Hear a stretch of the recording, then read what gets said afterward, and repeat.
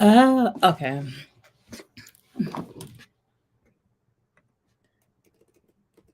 All right. So I'm gonna just give y'all a couple minutes to come in. Let's play some music.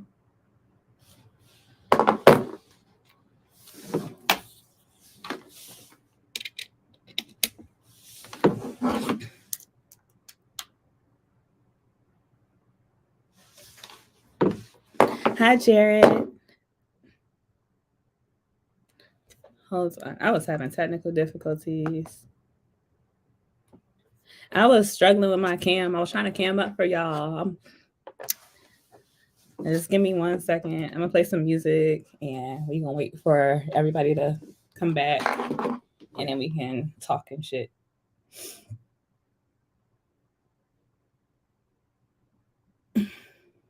How are you, Big Cat? Hey, Just Jay. Hey, Water Sniper. How are y'all?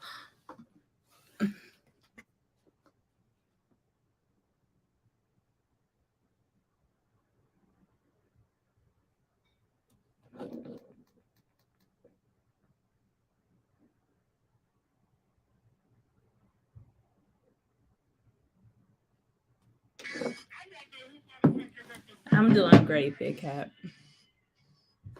All right, let me get this shit together. Yeah, we back. I I ain't been on StreamYard in so long. I forgot I had add myself to the studio. But yeah, we gonna wait a couple minutes. All right, let me turn my camera on. Hey y'all.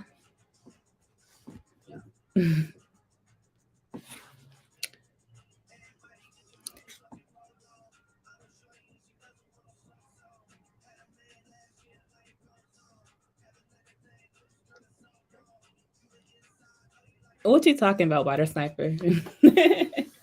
We motherfucking back, Just Jay. But like, I ain't really have like a super pressing issue on why I made this. Thank you, Jared. I didn't have a super like pressing reason on why I wanted to go live. I just kind of wanted to, give you guys an update on what's going on and what I got planned for the channel for 2023. And then we can kind of kick the shits too. All right.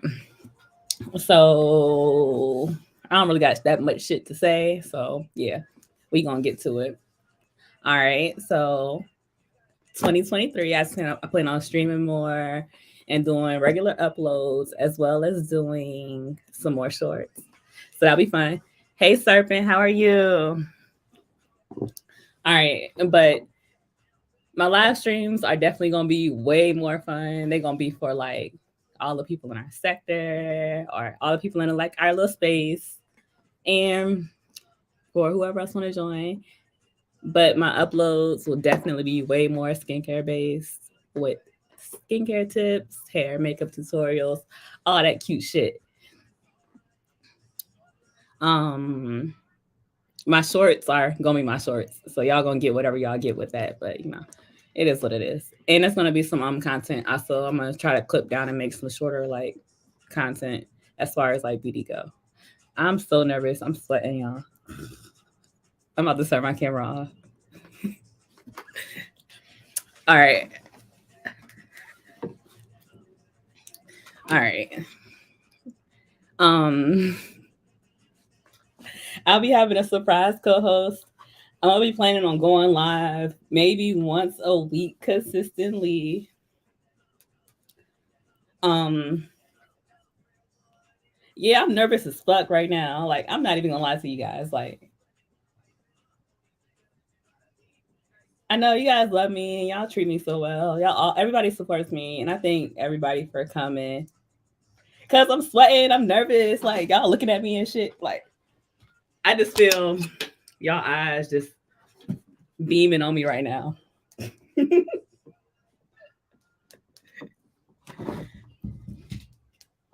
right, I'm gonna can back up. Hold on. Okay. But I also have some fun things in the works for 2023. Just days.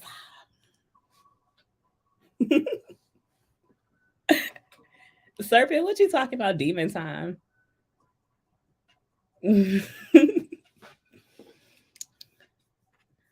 Okay. What I was gonna say? Okay, I got my notes right here. Okay, so I'm be having a surprise co-host. Um, Me and her got some things in the works. We'll probably be going live like maybe like once or twice a week to talk about some fun topics.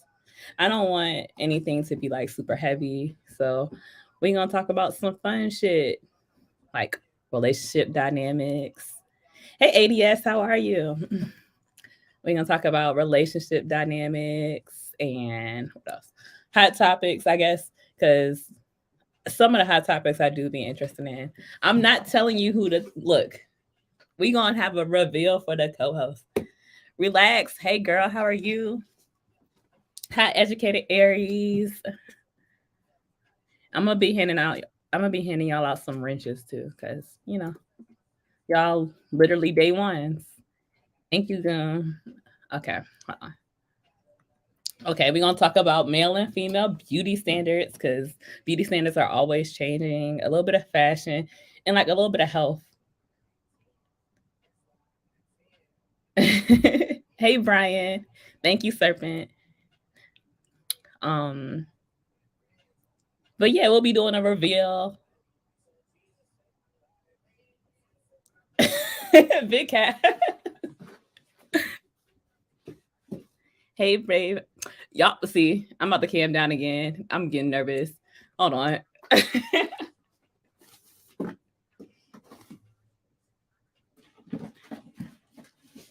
Y'all making me nervous.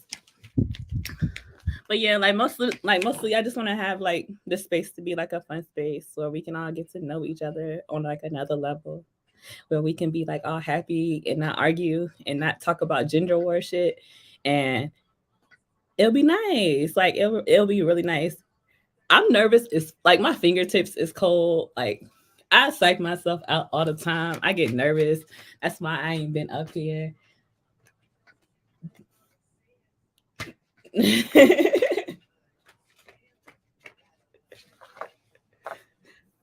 Hold on, I'm gonna fan myself and block myself, and I'll be back.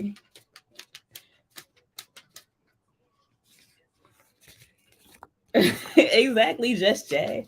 Y'all know I'm fake shy. Like,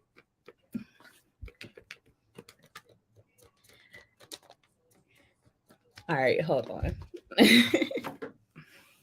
All right, girl, I got a piece of paper. Like, I'm legit nervous as fuck right now. Like, for real. Y'all know I'll be shy. I be fake shy. But yeah, like I didn't really have much to talk about.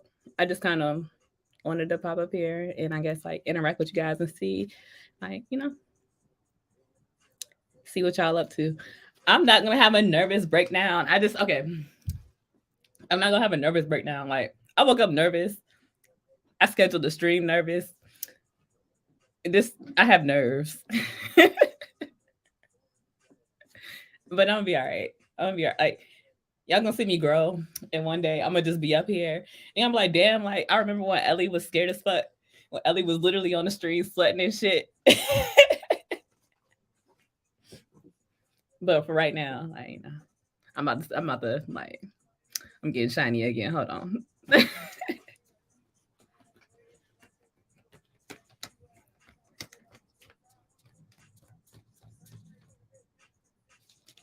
The co-host reveal will be before the new year, and then we'll have some good shit cooking for y'all for next year for 2023 for sure.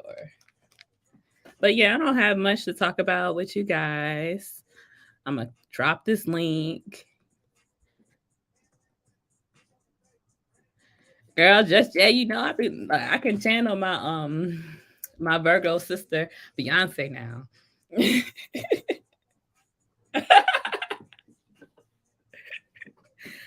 Look, somebody click the link and pop up here, and fuck with me.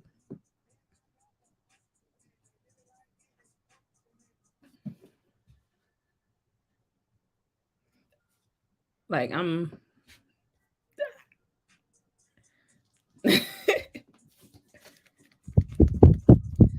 somebody come up here and talk to me. Somebody click the link, show my page some love. Don't leave me up here alone and nervous.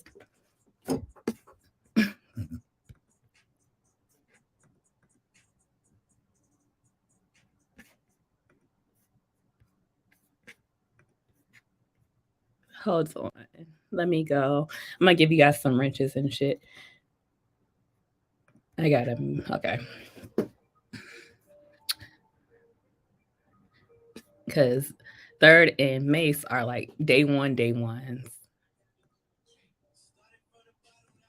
But you all show love to me. And everybody name look better in blue. So I'm gonna add y'all as moderators.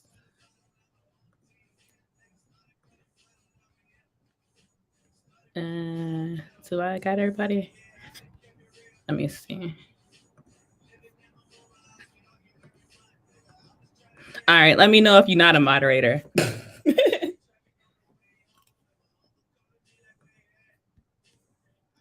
Oh. Hey, Serpent. Yo, what's good? What y'all never asked? Hey, somebody gotta give us some milk, y'all. I was fucking with you, Brownie. Look, I told y'all I was nervous last night, and y'all probably thought I was bluffing, but I was dead ass serious. What's good, Judge Jay? Hey, Serpent, how you doing? Done chilling. How's everybody doing? What's up, Brownie? This your first time here. What's going on? What's the lie? I'm chilling. I see you.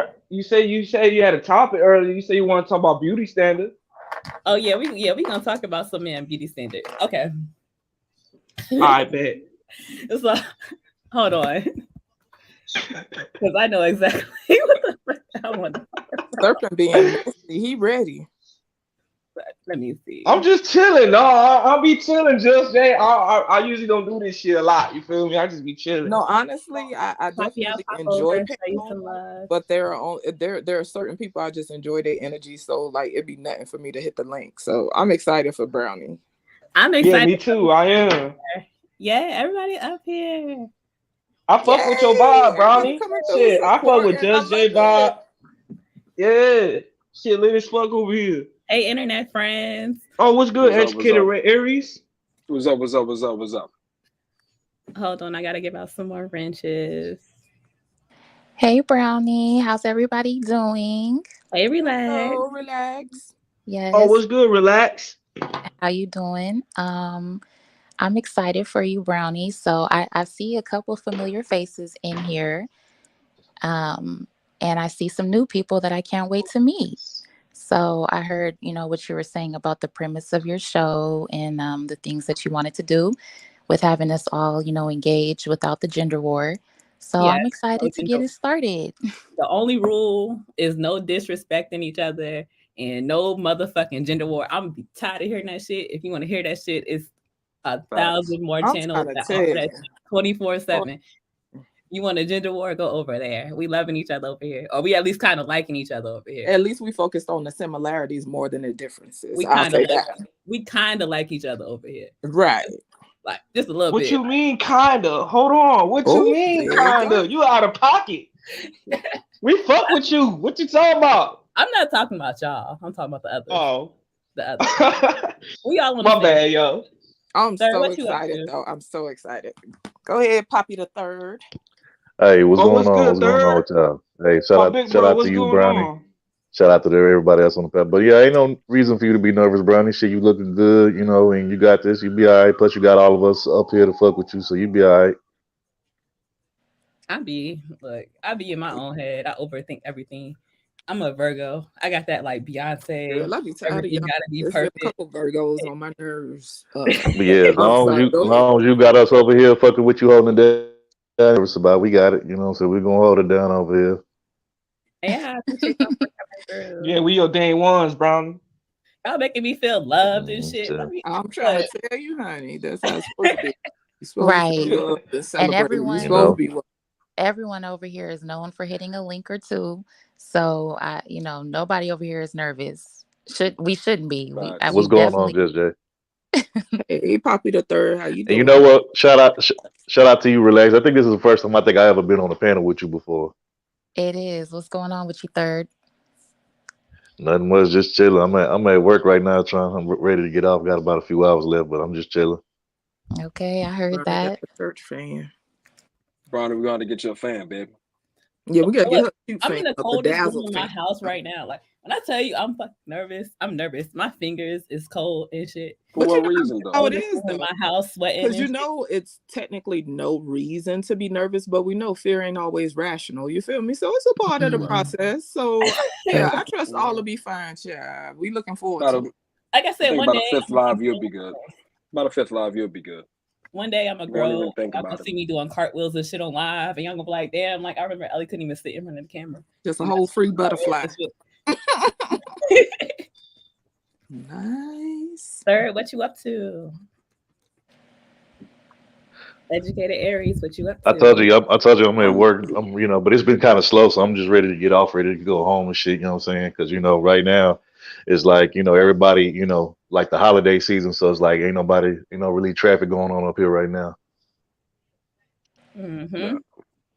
Yeah. I think that I first spoke to you on Mace Taggart's channel, and you stated that you was going to be doing this. So that's what I'm thinking about. It just hit me that I remember speaking to you that first time over there. So like I said, I'm happy for you, and I'm gonna be definitely supporting. So thank you. Shout out to Mace. Hey, El Nix. Oh, we got El Nix. My big brother in the building. Everybody over here. Let me find out. Now, only thing left is we got to get Just Jay and Relax and start their channel. That's the only thing left to do now is get them to start their channel. Hold on. Definitely. We here to celebrate Brownie. Look, we here to celebrate everybody. This is no, that's true. We is here to celebrate, bro. I'm just saying, since Brownie, I'm nervous, so we can share it a little bit. Like we can share the love. I be avoiding, child. Listen, I've been procrastinating on the channel for going on 3 years now. Well, by the way, if y'all want to show love and support, y'all hit that Cash App. I think I dropped your Cash App in the chat. Yeah, hit motherfucking Cash App. Yeah. That's what I'm talking about. But you gotta relax. My bad. I know you were trying to say something. My bad. Oh no. I was gonna. Well, definitely contribute to the Cash App. Y'all already know. Put the link in the chat so everybody can do that. Time is not free. The lights, the cameras, all of that costs. So it's very well much appreciated. My channel, however, to answer your question, Third, I definitely want to get it started for 2023. I don't have any dates, but I definitely want to, get more involved and interact with you all because you guys are definitely a cool group of people for sure that I've met, around in the YT streets. And as you know, Relax, I'm sure you heard it plenty of times. Your voice is lovely, so we're looking forward to that. I was just about to say something about that. I'm about to say she or whatever. Like I love some people who have just a soothing voice. You can read books, all kind of shit. So yeah. Not only that, I was just about to say she got like that professional setting voice, like the job interview type voice. Like that's the type of voice that she got. That's like that passive aggressive voice. Dudes don't be like she be in the office typing up some mean ass emails. Right. Yeah, facts. Per our previous conversation. Okay, you gotta preface it with that. If you look at the attached email, not the word per, yeah. Right. Have a good day at work, Doug. Thank you for stopping by. Happy holidays, everybody. For real though, like it's Christmas week. Right. It's Christmas week. It don't feel like it. I'm not in the Christmas spirit, but it's Christmas week. Like it's in 5 days. Y'all have a happy holidays. Same to you. I'm gonna drop down finally for once in my life. So shout out to who's ever in the chat. Salute. But no, I just came up just to introduce and show my support. I'm gonna drop down now. I'll be in the chat. Hey, all right, Aries, bro. Yeah. Hey, Aries, bro. When we gonna chop it up? Talk some more football, bro. Man, listen. When my team actually is winning, I don't even look. Hey, bro, hey, look, bro. I'm in the same boat as you. My Texas trash. You know what I'm saying? I just like talking about football, bro. We can talk about the playoffs and shit. Who we think off top, always. You gotta come out there, go over that by Mason running one day. I'm still just hurt right now. But y'all hold it down. All right, bro. All right, I'll let you, bro. Take care. But yeah, this is definitely dope. It was good talking to I know Just Jay was on Mace's panel last night in third. And y'all gave me a little pep talk, and y'all definitely helped me get more comfortable with coming up here. So I appreciate y'all for that. Oh, yeah, you're most welcome. That be eating pep talks. It'd be funny though, because sometimes you don't even know that that's what you be doing for people. Like, because we just be chopping it up. I had no idea. Like, you never strike me as a nervous person, but I can understand, the little jitters and stuff. I'm a very anxious person. I don't look like it, and I try not to look like it. Right. But it's always a Virgo child. All I'm gonna tell you is just stay on top of your stomach health, because y'all worry so much to the point where y'all be tearing y'all stomach up. But I'm gonna mind my business, and I'm gonna let Mahogany do her thing. Hey, but look, it's always the pretty ones. They always be kind of shy and reserved. But ain't nothing wrong with that. But I mean, you got to get up out of there. You know what I'm saying? If you want to have a channel, though, But it's all right. We here to help you, though. We here to help you. I'm trying to be grown and be out here and be out. Well, not outside. We like I said, we here to help you. We here to help you and guide you along the way. You know what I'm saying? We be a support system. We here. Probably taking you under his wing, chair. I mean, I'm just saying, look, ain't nothing like having a solid team, man. A solid team will help you go a long way. So, Shout out to Khadijah in the chat. Now I am looking in the chat. Khadijah. That ass is Khadijah. But shout out to Mahogany though. Another one of my favorite people on here, Mahogany. What's going on? I love all y'all. This is family right here. I'm so happy. I feel right at home. Just Jay, I saw you. I've been watching you. I saw you on Robbie. I saw you on The Purge. So it's really nice to meet you. You're very funny. Yeah, but I feel very much at home over here. You're going to be great, Brownie. I'm so excited for you. Very. Yeah, I appreciate it. I want this to be like the cozy place. I want everybody to feel cozy over here, comfortable. It's family. Yeah. We YouTube friends and shit. And I've definitely seen you, Mahogany, in different spaces and stuff. Because, I be becoming familiar with names, but don't always know people. But I've seen a few spaces on panels and stuff. So, yeah, I'm looking forward to it. But, Brownie got that energy that's inviting. So I think for content creator, whatever their channel is, everybody got their own energy. So, you know where to come if you want that relaxing energy where everybody just meshing well and just vibing. It might not be relaxing all the time, but it's gonna be good vibes. But it's still gonna be it's still like a warm. Always, vibe. Always warm, good vibes. Yeah, always good vibes. I agree with her. I feel that from you. So, I'm trying to think of what else, Just Jay. I used to be by Bomb Channel. Yeah, but I saw you specifically from, because I stopped watching, but I saw you on Raw, and I saw you on like I said, on The Purge, and I feel like we probably have a lot in common. Same with Brownie. Like she was talking about her anxiousness. I am very anxious, very nervous. I'm actually very shy. Everybody's always surprised to hear that about me. But like Third and everybody was saying, you'll get over it. It'll just come naturally after a while. Mm-hmm.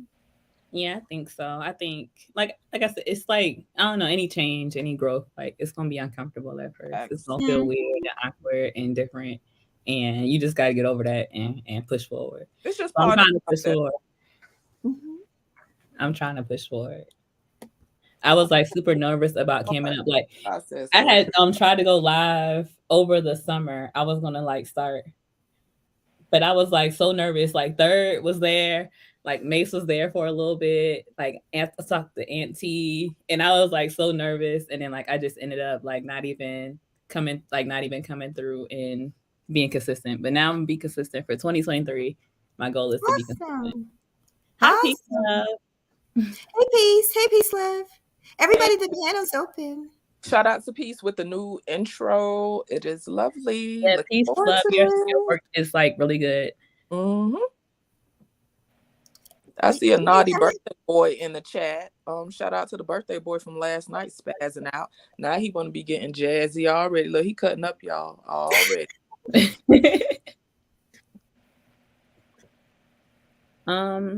But yeah, I want to do some. I got interviews planned. Okay. I got a couple interviews planned. I'm gonna interview my dad, which will be real fun.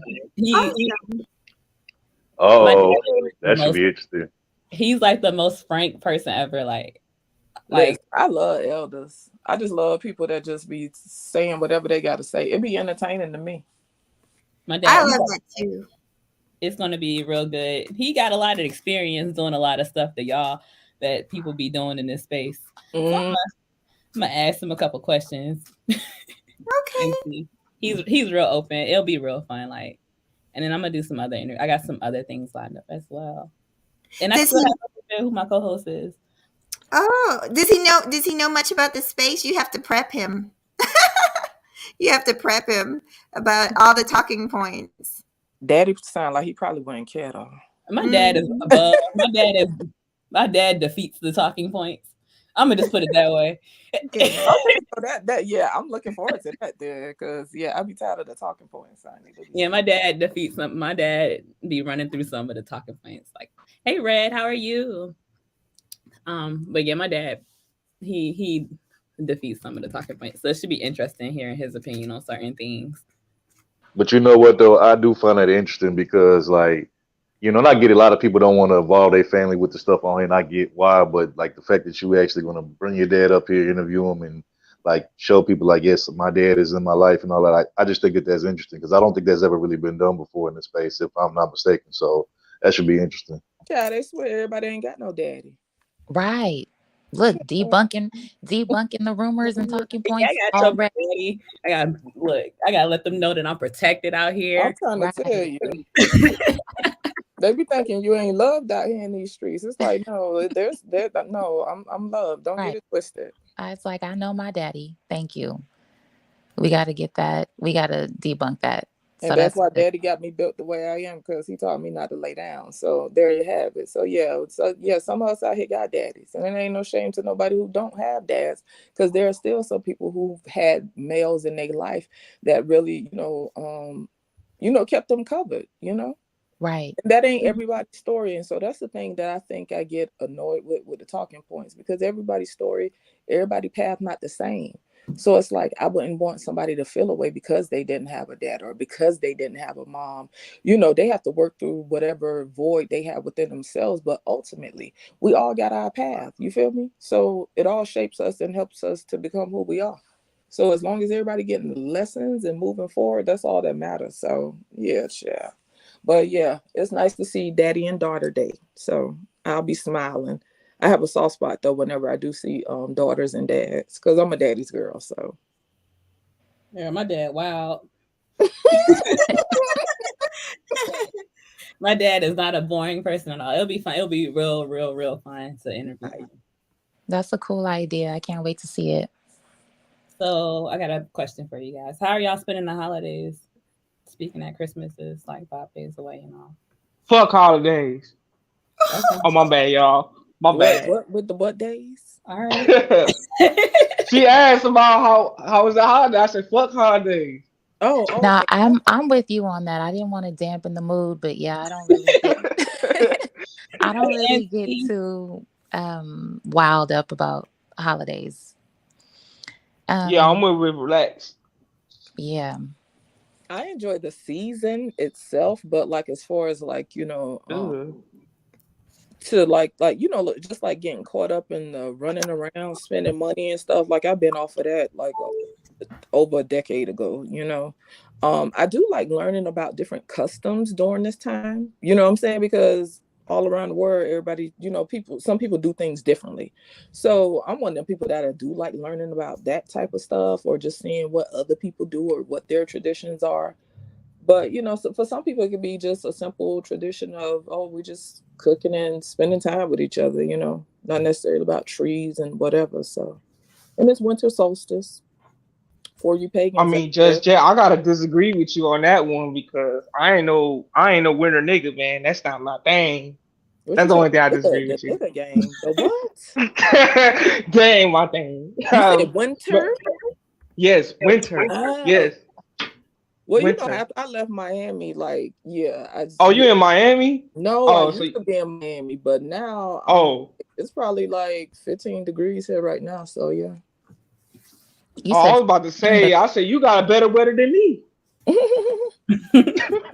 not just the weather per se, it's just a certain energy that come with the season. Like typically around this time of the season, I usually end up like kind of turning inward. Like I usually use this time towards the end of the year to, do a lot of self-reflecting, which I do on a regular basis. I do it every day, but just really sit and kind of go within and just kind of tend to those things within self, or just look around. That's like you go in your garage, you just peeking around, making sure everything in the same spot. If it ain't, okay, let's get some storage containers. If not, let's get a trash bag, etc., etc. So there's a certain vibe that come with it. Me personally, no, I'm my bad, Brownie. Go ahead. I'm not in the holiday spirit. That's all I had to say. You can go back. Okay, I'm just saying. I was going. You read my mind. Stay out my mind, girl. Like, so look, I ain't no holiday spirit type of nigga. So I don't celebrate all them holidays and all that shit. You know what I'm saying? I still got some family members in my family do, but I ain't with that shit. So I tell everybody, if y'all do celebrate holidays, don't invite my ass. Period. That's all I gotta say. Don't invite. Damn, bro, you sound like you sound like the Scrooge of Christmas, bro. Not even Christmas, Thanksgiving. I don't even do family reunion. You know what I'm saying? Well, I'm not that tied to my family like that. Like I have a decent sized family, back east, but I just like between my mom and my sons, like my daddy passed away. So I just, that's my family, and it's like, even when it comes to extended family, I love my family, but they're not people I rock with every day. You know what I'm saying? So for me, it ain't even about like just having to do a specific thing. All I say is, it's just like, just for some people, they have time off, right, during the holidays, depending on what type of work they do. And so for some people, that's the energy that comes with that too, because they have time to relax, spend time with their family and whatever. So it don't even have to be about a tree, gifts or whatever, because I didn't even put up lights, because my little one, little kids, they like stuff like lights and shit like that. But we don't subscribe to a set thing. And I'm the person that buy the Christmas decorations from Michael's and Hobby Lobby the day after, because they be 70% off. So that's just me. But it ain't got to be nothing extravagant for me. I don't even know when is Christmas. That's tell you how much I pay attention, though. I would love to put some Hobby Lobby. Hey, Thursday. Rest in peace to your father. I'm sorry. Thursday, Just Jay. No, rest in peace to your father, Just Jay. Oh yes, I'm sorry. Rest in peace. No. Yeah. Oh, I appreciate it. He passed away in 2015. I mean, it hasn't been too long ago, but it's been a minute ago. But yeah, he had a full life though. Like I tell people, he was born in 1934. My dad passed away in his 80s. So I'm grateful. Damn, my papa died in his 90s. Yeah. My papa. Mm-hmm. I can appreciate a full life. You be missing your peoples, but you can appreciate a full life. On another note with that, like, you have some people, if they lose loved ones or whatever, you have some people that, really pray for, I don't know. I ain't one of them people that pray for certain things. After my dad's health started declining, I just gave it to the universe. I trust that whatever needs to happen, happens. I just want to be well equipped. So even in life, I just be wanting to be a good sport. Sometimes I ain't. Just got a cash app. Thank you for the cash app. Is that what that ding ding is? Yes. My phone do a lot of ding dings, but that was one of them. Shout out to the person who said the cash app. Shout out to them. Right. Thank you so much. Yeah. But I just wanted to say. Go ahead, Poppy. I just wanted to say my Christmas gonna be like kind of small. It's gonna be me, my mom, and my dog Rock. We're gonna be over her house, and I think she cooking, so I'm just gonna go over mom's house, chill with her, and we're gonna just do it like that. She cooking Christmas dinner. So so yeah. Cool stuff. See, I'm with you on that, Third. My bad, man. I'm the same way with you. I'll pull up my mom's house, kick it with her and shit, chop it up. You know what I'm saying? But hey, it is what it is. But I ain't doing it like the holiday spirit type shit. Like y'all, I'm out. Mm-hmm. So yeah, my mom, she making a Christmas. I love when she make holiday dinner. I mean, all her dinners be slamming, but every Christmas she make the same thing. She make lasagna. I'm gonna tear that shit up. Wait. So, hey, that's crazy though. My mom about to do the exact same thing on fucking Christmas shit. Nothing crazy, you know what I'm saying? And that's the tradition y'all have. See, that's what I'm saying. Like, it doesn't have to be. It could be little things that just make this time of the year. You know what I'm saying? Like, you just have certain like levels of nostalgia. That's all it is for me. You know what I'm saying? Like, it don't have to go a certain way. But just little stuff like, okay, we make lasagna. Because you know what, during Christmas, I ain't had regular cable in a minute, but TBS played Christmas for 24 hours. Yeah. And I will sit there and let that shit play for 24 hours. And little stuff like that. So shit, what about y'all? What y'all cooking? Y'all ladies throwing down for Christmas? Y'all make Christmas spread? I cook for Thanksgiving, but I'm over it. We eating Chinese food this Christmas. I don't care. Not Chinese food. We eating Chinese food and sweet potato pie. I ain't mad, Chad. I know that's right. Sometimes I'm not, but my mom and my oldest are they gonna be traveling, so them the only people I really cook for. So I probably just be chilling and just random stuff, nothing special. Like I do need to get some. Do y'all do the Sunday dinner though? Do y'all still live doing that traditional Sunday dinner? Not necessarily. I haven't done Sunday dinner since my grandmother passed away. That was years ago. That had been like 2017. Right. Yeah, that's the same thing with me. My grandmother passed away on 2018. Damn. Sorry for y'all lost this. Yeah. Oh, thank you so much. Cool. Thank you. We haven't done Sunday dinner since that. She was the last one that kind of carried that tradition out. Yeah. And then I kind of resonated with what just Jay was saying earlier about kind of separating from family. So that's kind of what I was doing this year, not because of anything dramatic. It was just more so about walking into my own solitude. So I think that's kind of why I wasn't really participating in the holidays this year, because I've been really falling in love with just being on my own and just kind of getting, revamping after, we can't say the, C-19. We can't, I don't know, so revamping after what happened in 2020. And, I've just been taking a lot of time this last year and a half, 2 years, unpacking a lot of stuff. And, I see the world in a whole different way. And it kind of started with, it started with separating myself from a lot of different people. And unfortunately, it was family. A lot of hey, that's the same thing. Hey, the big question.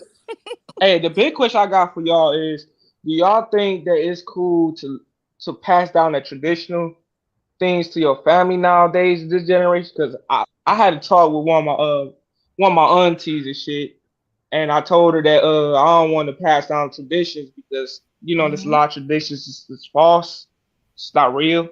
But I just want to know y'all thoughts on that.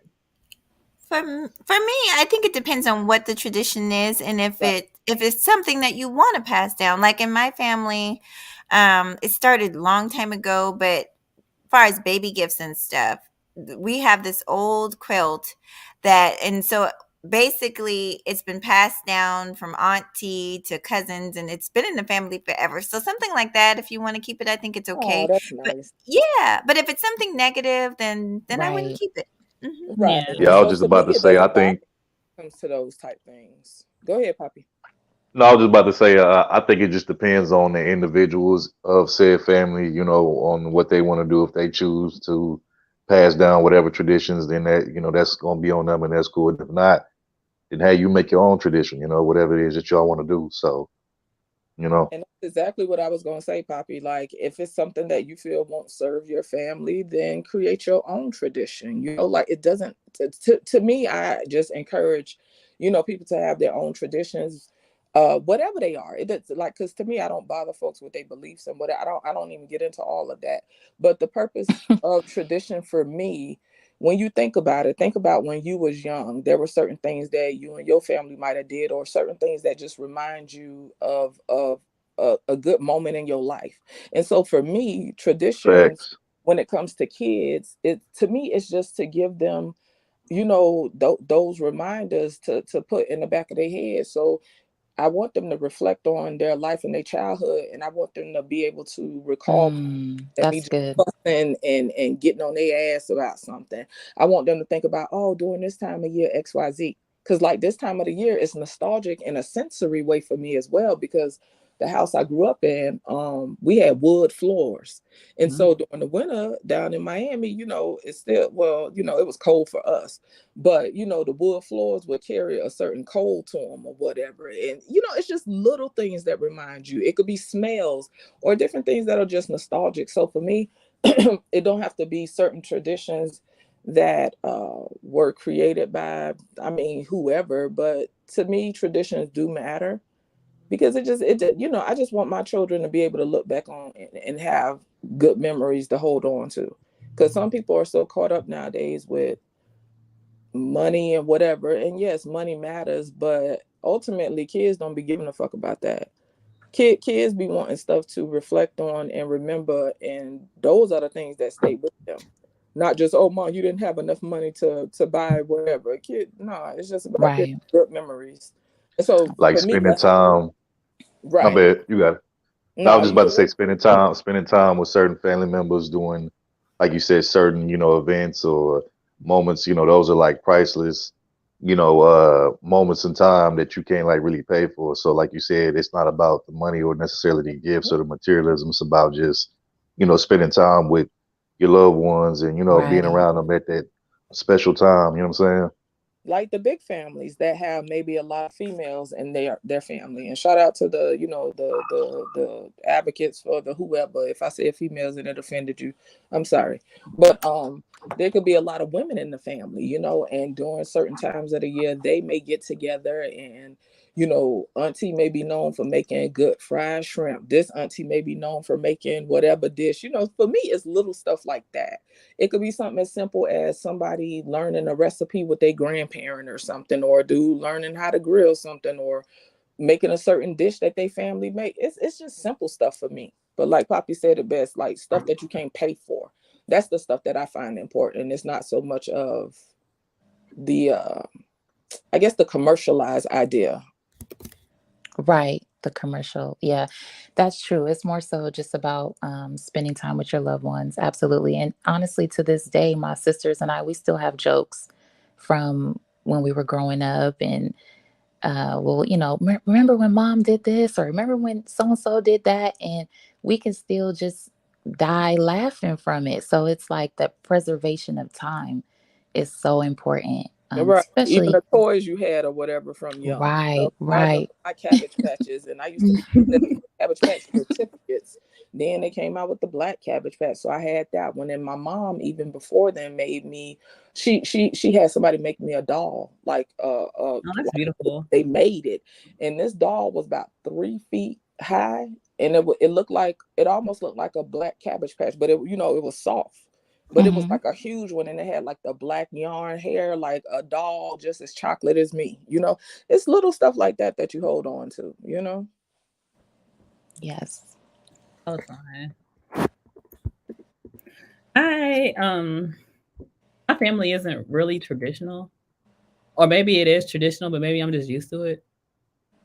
So I don't see it as tradition. So like every Christmas and every holiday for me, like the tradition was like going and like running downstairs and like running to the kitchen and helping my grandma like prepare everything. So I probably won't have that full tradition, but I definitely still want to spend time and like make like a dessert in the morning. Right. Like make like a nice little morning dessert. Like, so I like doing like deluxe cinnamon rolls. So like make some like nice deluxe cinnamon rolls in the morning. I feel like that's like a good way to start your Christmas day. Like, and then the smell of the cinnamon, all that is nostalgic, you know, and then that's that sensory thing. And so for some people, that's why when you get older, you could smell a certain thing and it remind you of a certain time in your life, you know. So it's the little stuff, you know. It's the little things. I like the Christmas lights too. I still like driving around and seeing how people have their house decorated. Like I'm a whole like kid at heart. I like all that. Yeah, and you know, some people really go all out when it comes to their lights. And then, you know, that's a tradition for some people, just riding around looking at lights. And these are some people that don't necessarily have to believe in a certain thing. It's just the whole atmosphere, you know. It's beautiful. I love looking at Christmas lights, and I don't celebrate it either, but I love it. Right. Yeah. I love all the lights, fireworks, all that shit. I love fireworks. Oh my God. That's, 4th of July. I know everyone has their hangups about, celebrating Independence Day or, whatever. I've heard a lot of pushback with that. But I always go to a light show. I just want to see the fireworks. Fuck the Yes. And that's always what's go to a light show. I never thought about the whole, political aspect of it and that's, to me, that's what the traditions are about for us. Cause I remember, fireworks, or if I was in Georgia for the summer or whatever, certain times of the year they would do the fireworks at the stadium or whatever. It's just little things. And to be honest with you, I never thought about the whole aspect of Independence Day. So then you'll have some people shaming folks for I was getting ready to say that. They always try to shame us. First of all, nobody was ever even thinking about that. What we remember is spending time with our family. Like what I remember during Thanksgiving was my mom and her sisters and all them at the table playing spades and laughing and, all that stuff. Like you could still hear the laughs and everything. Like nobody be thinking about all that stuff, So I got a question for all of y'all. So like, since this is holiday season right now and everybody's, spending time with family, loved ones and all that stuff, but y'all kind of brought it up not too long ago, what y'all was saying is maybe people in your family who you don't really rock with like that, or you maybe have bad blood with or whatever. Like, let's say you get invited to like a family gathering or something like that, and it's those individuals are there. Like, do you go or do you just not go at all? Do you go and you kind of be cordial and then just like kind of keep the peace? Like, how do y'all handle that? I personally don't have enough issues with, I don't have them kind of issues. I just, I was raised as an only child. Like my dad, like I said, y'all, like my dad was older. So I have siblings that I wasn't raised with. Okay, so I have siblings that are the same age as my mama. Okay, y'all could do that math. But anyway, so I lived my whole life as an only child. You feel me? And my family, like my cousins and all them, like I was in Miami. And most of my family was in Georgia. You know what I'm saying? So I went there for the summers, right? But aside from that, I really didn't. As we got older, there wasn't this like level of bonding where I'm super connected. If that makes sense. Like I love them, but yeah, there is no issue, and I'm just not connected with them like that. I don't go there often. I don't call often, and the older I get, I just realize some stuff you can't force. Some relationships will remain, new relationships will grow, and some just can't be forced. That's like the person who meets one of their parents as an adult. Hey, Woody Mac. Sometimes it could be a good thing, and sometimes it just is what it is. I met them, and that's kind of where it ended, because ain't really nothing you could do past that. I do have a friend though she was blessed though. She met her dad as an adult because she thought somebody else was her daddy. Yeah, one of them stories. But anyway, her dad has been, I'm talking about nothing but present ever since, they did the DNA test and whatever. I'm talking about she dead as part of the family. Any event they got, she there, like it's nothing different. And so for those kind of situations, it's a blessing, because y'all know stuff like that don't always pan out. But yeah, so I just don't force shit. Like, yeah, ain't no problem. We don't talk like that. So yeah. Hey Derek, how are you? Thank you for Oh, my bad, y'all. I mean, man, I can't even share my testimony, y'all, because shit. The last time I went to a gathering was my cousin's wedding and shit, and I got in a fight in the wedding. So I'm the family member. I'm the family member who fucked up the whole situation. Yep. And me, I am not prideful about it. So don't think I'm all pride, but I did have the attitude that I was prideful about it. But the situation was a little bit deeper. I ain't gonna get too deep to that. It definitely had to be a layered situation. So yeah, it's not nothing. It's not minor. Like Josh said. Like Josh, I actually agree with you. It was something really major. You get what I'm saying? But I was wrong. I did tell my cousin really cried in front of my face because he was getting married to his woman, and I fucked it up the whole situation, man. You know what I'm saying? And I didn't feel bad at the moment because I was angry and shit. But it's not a cousin I fought who was getting married. It was somebody else in the family. You get what I'm saying? I fought my cousin, baby mama, new boyfriend, basically. Hold on, Serpent. Hold on. So yeah. You said who won? Me. I'm not fooling. That was my cousin cried. You know what I'm saying? We just had to make sure. I'm a boxer. I've been boxing since 5 years old, Brownie. Oh shit. So like too hype. Like no, I ain't that nigga. Like I'll be just chilling. I'll be minding my business, y'all. Like, look, I'm introverted. Like I'm not extroverted like that. I'm introverted around y'all because y'all make me feel comfortable with shit. But I just want y'all to know, like, look, I fucked up. You feel me? You know, that's why my whole family don't fuck with me. So it's like, hey, it is what it is. You feel me? But I ain't gonna. I'll tell y'all that testimony on my channel. But go ahead, y'all. Yeah, I think pass the mic. That story for you. Nah, I'm gonna just say. Real. Let me go on mute. I'm gonna just say, I got people, of course, in my family who I really like don't fuck with like that, or we got like issues or whatever. But like, if we go like to a mutual family member's house or whatever, family gathering, you know, like I'm gonna be cordial and stuff, but I'm not gonna be like all up in their face, holding little conversations with them, because, you know, to me, I'm not a fake person like that. But I mean, I will speak and acknowledge them and, you know, all of that. You know what I'm saying? I'm just not gonna be like holding no side conversations with them and stuff like that. So that's kind of how I handle it.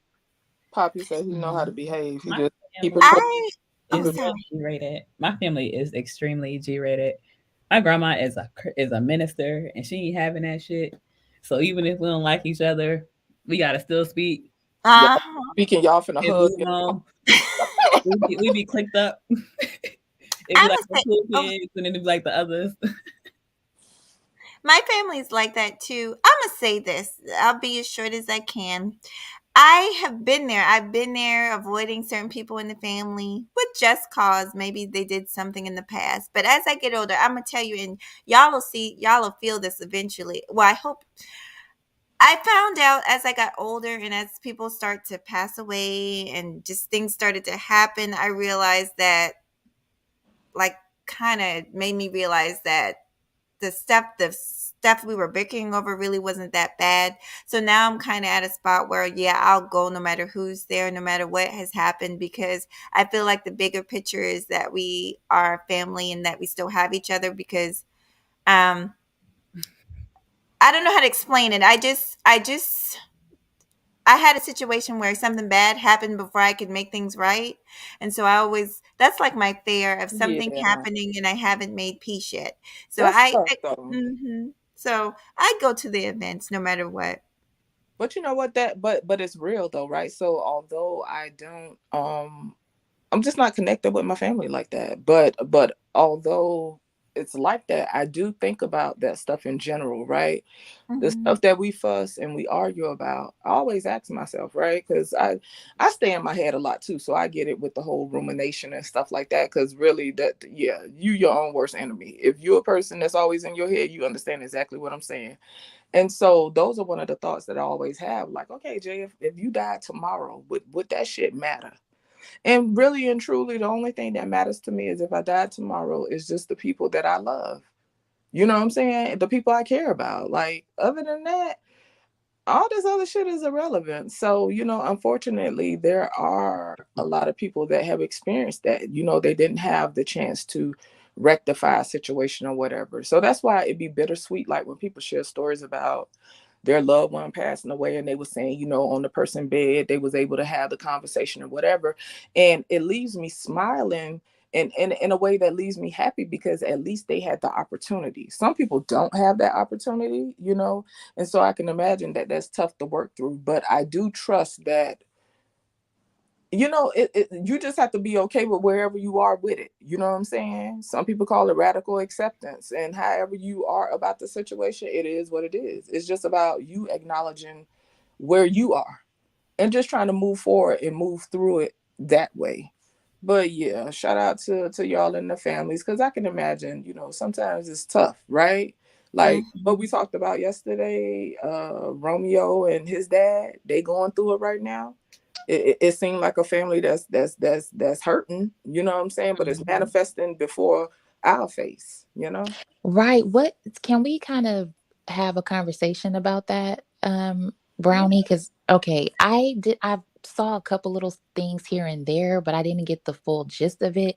Does anybody know exactly what's going on with Romeo and Master P? Well, supposedly, I guess Romeo feels like, his dad he's basically saying that his dad basically, like he said, people are always giving him praise for, them, having money and this, that, and the third. But basically, I guess what he's accusing Master P of is not like emotionally supporting him. And then also he accused his dad of supposedly of the money that, Romeo was making, I guess, as a teenager or whatever. Like he basically was accusing P of taking that money to pay off whatever debts that he had, taxes or debts that he owed. Yeah. Money. Yeah, so that type of stuff. So, you know what I'm saying? But also, go ahead. I'm sorry. My bad. No, I was about to say also he's upset that I forgot what's that guy that just recently committed suicide, the Twitch dude.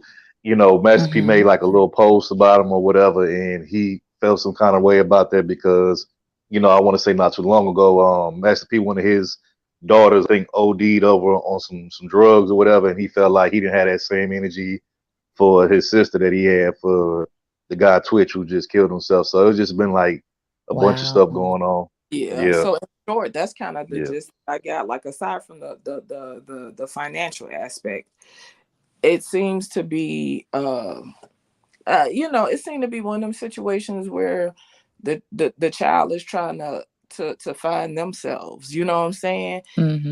To walk their path, and it seemed like, and I mean, who knows, but it seems like Romeo is trying to do the work. Like he wants to be in a place of healing. So sometimes when it comes to family and your loved ones, everybody ain't always open to that, right? Like if you're the only person in your family that decided to go to a therapist and now you're trying to talk to them to have closure and stuff, some people are not going to relate, so it seemed like he was addressing like, hey, this is who you are to all these other people, but this is my experience, and this is how I experience, you.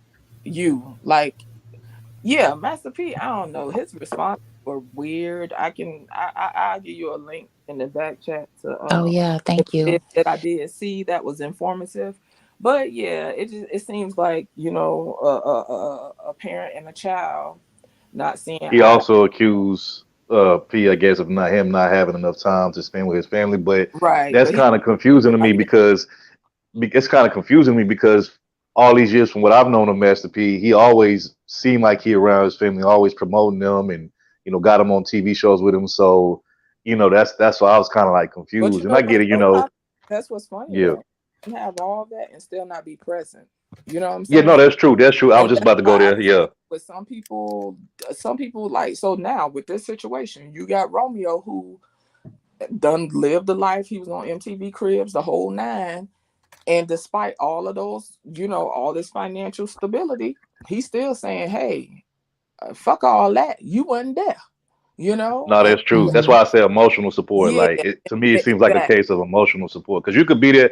Because I think a lot of parents do think like as long as they put a roof over a child's head, put food on the table, clothes on their back, they think that's enough. But it's like, what about developing your child emotionally, mentally, like all of it? Because like this goes back to what I was saying. Like it's just some things that money can't buy or account for. Like and those are those type of things. So I think that's what the main issue is between him and his father. It's like but did Romeo have the same energy when Master P did his mother like that? Because Master P was very disrespectful to the ex-wife. I heard something about that. I don't know. See, yeah, I'm gonna give you that link because I was hearing. See, because I don't know a lot of the logistics of it all and the backstories and stuff, but from the little bit I seen the like Master P, and I know it's a show, but sometimes you could gauge people's personality a little bit depending on the situation. On that growing up hip hop thingy, anytime Romeo and Master P, or if Master P was on the show and they had a conversation or whatever, he just seemed like one of those parents that don't listen. Like you could sit there and cry your eyeballs out, and his response would be something that ain't got nothing to do with what you just said. Right. And it'd be, okay, well, this is what you need to do. See, because the problem is that you whining too much. This is what you need. And so, yeah, stuff like that.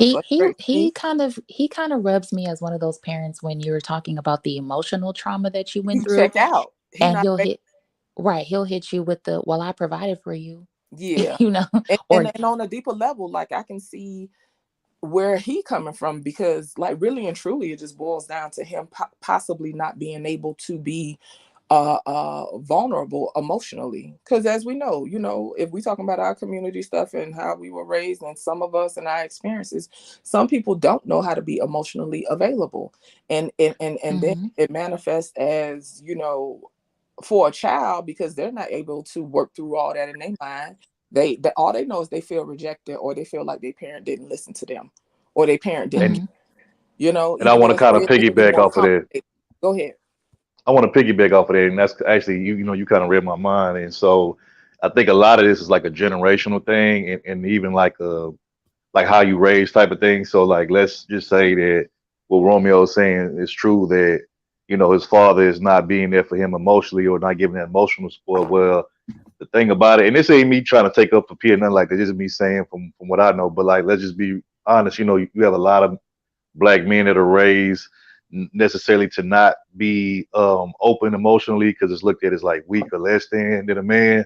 And so like, you know, when you have generations that raise, you know, boys to be this way up until they become men, I mean, how can you like kind of emotionally be there for other people when, you know, nobody was there for you emotionally and you never understood how to be that way because it was kind of like shunned or you was kind of like told to like suppress it. Like that's what I'm trying to figure out. That's what I mean about the I would say, oh, I'm sorry, Judge. My bad, babe.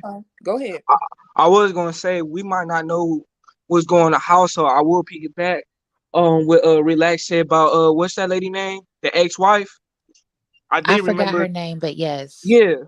I do remember Master P did disrespecting her. So I mean, we may not know what's going on in the household, be honest with you. That's why I don't want to put my input to the situation. You feel me?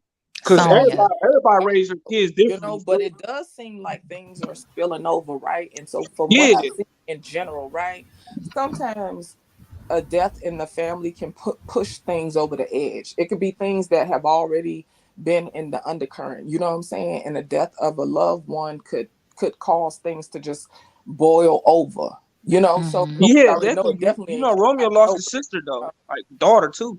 Right. That's what I'm saying. You know, that was his daughter. That could be effective too now. And so that's what I'm saying. Yeah, I just brought that up. That just pushed everything over the edge, you know. So everybody's feelings is raw, and these things are now coming out. And you know, sometimes but see, like that. But see, the one area that I will say Romeo was, to me, dead wrong in all of this is I just felt like he I get it. Okay, he says that he tried to go to his father and he tried to talk to him. He wasn't trying to hear. Okay, but at that point, what I would have done, me personally, I would have went to go seek like some type of counsel or some therapy or whatever for it. But like I wouldn't have came to social media with it because like once you put, you know, in-house business out there to the public, like everybody and their mama gonna have an opinion like how we doing right now. And then it becomes harder. It becomes harder to like try to make amends and fix a situation like that because like that trust is now broken and it's gone. So it's like, to me, I just felt like that's the one thing to me that he needs to be accountable for. Is he should have never brought it up to social media. If, like I said, if your dad don't want to talk about it right now, just, you know what I'm saying, go seek therapy, go, you know what I'm saying, or maybe talk to other family members about it. But why the hell do we got to know about it? Like, we're not supposed to know about all of this. This is the way I look at that. I don't keep up with all the news that's out, you know, with celebrities and stuff, but I've never heard Romeo say anything. So to me, it says that somebody that he's at his limit, whatever that is. And so I'll never, you know, speak on people's house as if I'm there, right? That's why I say, to me it seems very layered, and things like that, it's like we seeing how it's manifesting, but it's definitely a layered situation. So y'all talking about the mom, right? So I'm sure Romeo probably may have feelings or whatever concerning that, and then the you know, the sister that lost her life, you know, it's just like everything just starts becoming, it's like an onion. And so when you do go to a loved one that is not in a space to hear you, I can imagine that could be frustrating, right? So that's why I tell people, like, you don't have to be a perfect parent, because nobody is a perfect parent. I fucked up plenty of times, but guess what? I'm one of them parents that don't mind telling my children sorry. I don't mind telling them I fucked up, and I don't mind listening to them. So to me, the most important thing for me as a parent is to always keep it to where my children feel safe talking to me, because you can't control different challenges in life. But if my children are safe coming to me, we can navigate, you know what I'm saying? But it's when children no longer feel safe. And yes, he's a grown man now, but to me, it just seemed like it boiled over. Because how old is Romeo? He in his, 30s now? 36. So yeah, this child been in front of the camera for a long time. Yeah. So to me, that says he's at his limit if he decided to put it out there now. Yeah. And I'm not saying that I it's don't okay. know, man. I don't make it right or wrong. This is how he chose to respond, and this is gonna be the possible result or reaction. Like, people do what they do. So maybe he felt that was the best thing he could do. Because I mean, actually, real deal, he's 33. I just looked at it. He's 33, but I mean, he's still grown as fuck though. So yeah. Too old, man. He older than me talking like this. Okay, so he's still grown as fuck. But I knew he was 36. I'm like, God damn, he already 40. So tell me what that mean when you say he's grown. What that mean? I don't know, man. Like, he with grown me, in the sense of, I'm sorry, go ahead. I'm talking about with Poppy. me. Poppy said he grown, so I was trying to understand the context. With me, I couldn't do this to my father. I couldn't say this to my father and expect that, because he's gonna say you went to social. Like, my father, he's the hardline disciplinarian. So when it comes to certain things, it's not gonna be tolerated. He's gonna say you go to social media for your problems. Now let social media raise your ass. That's gonna be the hardline response that if I get from my father and my uncles. To answer Jay's question, and I know where you're going with this, because I've said the same thing before on past panels. Yes, being a certain age doesn't necessarily make you grown. However, I will say he's at that age to where, you know, whatever issues he has with his father, yes, he needs to handle that with his father. But as far as feeling like somebody owes him something, I think that's like he needs to not have that mentality or that attitude, because he's too old for that. That's more like a small child. You talking about acknowledgement? Wait, say that again. You talking about money or acknowledgement? Well, if he's talking acknowledgement, that's different. But if we talking anything else outside of that, then about both things though, honestly, because the rap snacks thing that is like, wow, okay, wow. So yeah. For me, what I was agreeing with Third in terms of saying, when I said, yeah, he is grown as hell. What I meant by that is, after a certain age, there are ways that I believe you should be moving. And at 33 or 36, coming to the public with your personal issues, the way in which he did it is immature for someone that is, 33, 36 years old. That's something that can definitely be handled in-house. And if he felt like, oh, well, I can't. Y'all. I totally understand what y'all saying. I'm just trying to, have conversation and really understand. Because my thing is, who knows how many times he tried to talk to his dad? We will never know. You know what I'm saying? Right. So it could be an act of desperation. I don't know.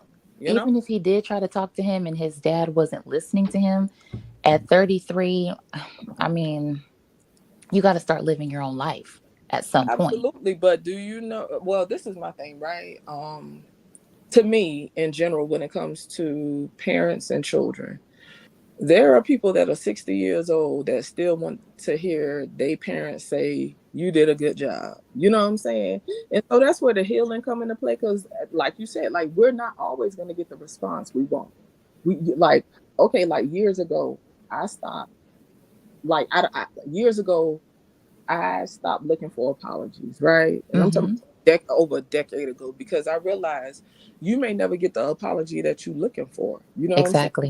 What I'm saying? When I see people on the panels and shit, you owe such and such an apology or whatever, I don't demand apologies, and I don't request them, nothing like that, because to me, it's about me doing what I need to do to move forward, because you may never get that acknowledgement that you're looking for.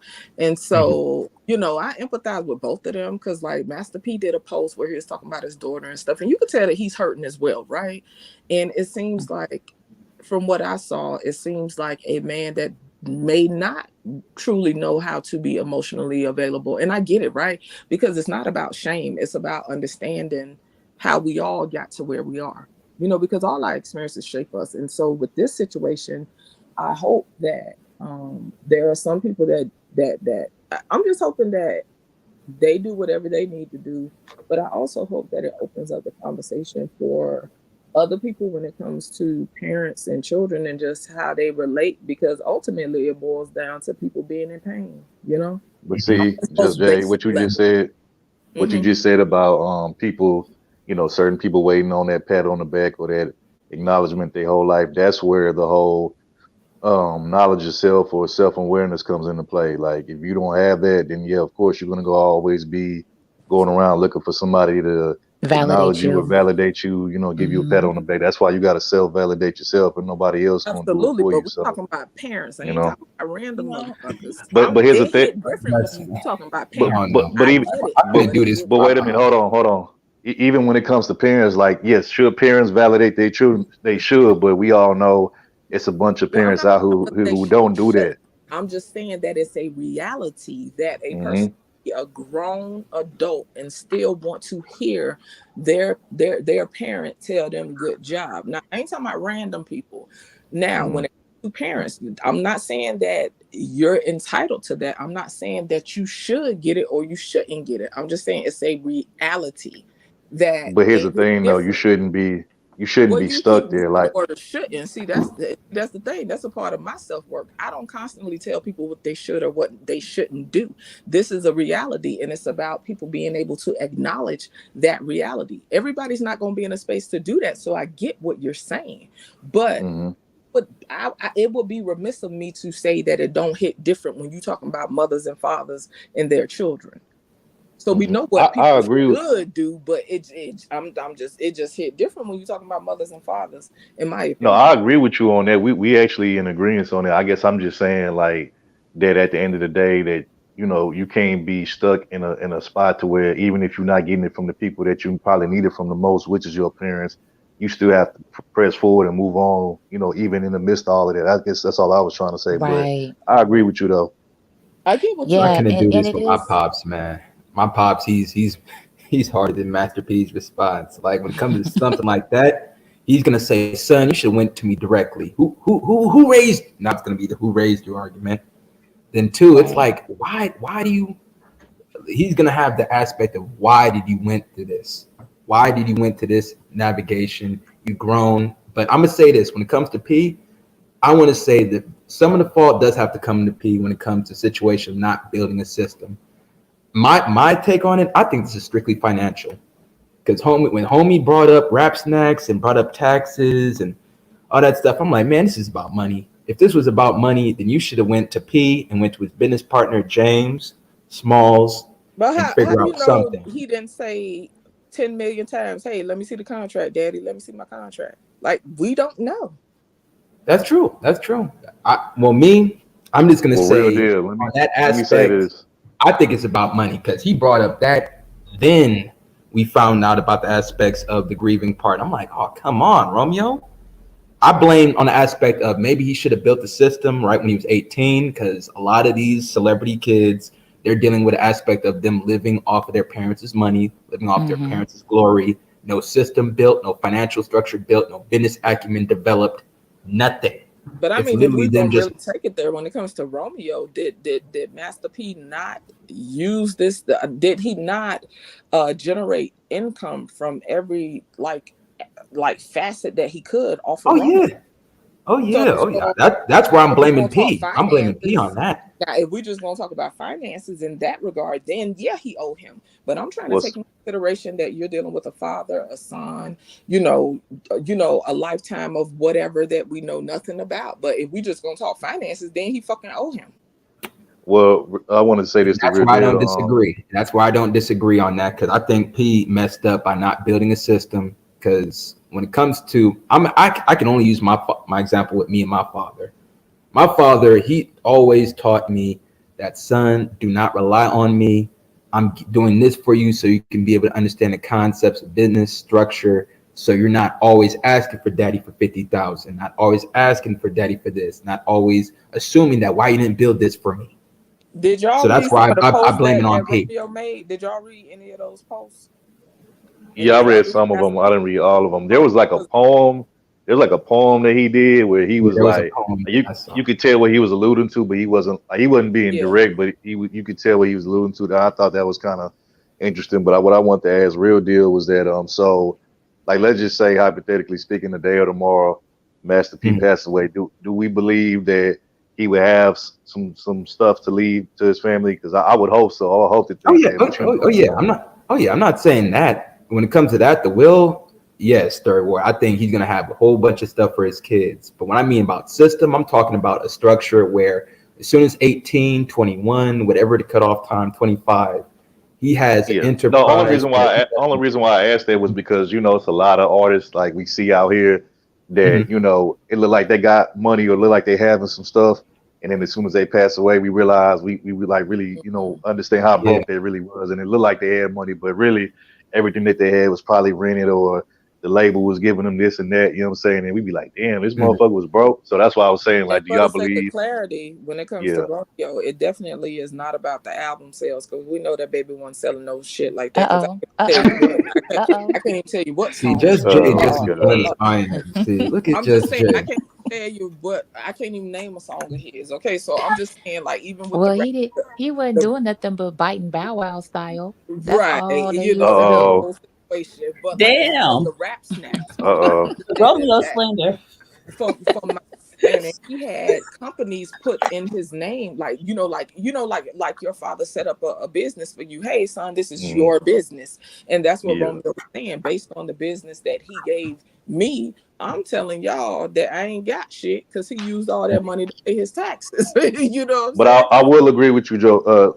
I will agree with you, Just Jay, that parenting and raising up a family and a legacy is more than just the money and the materialism. So I'm not saying, so it's definitely more than the check. I would never say it's just about whatever he provides for Romeo financially, materialistically. Like, it's way bigger than that.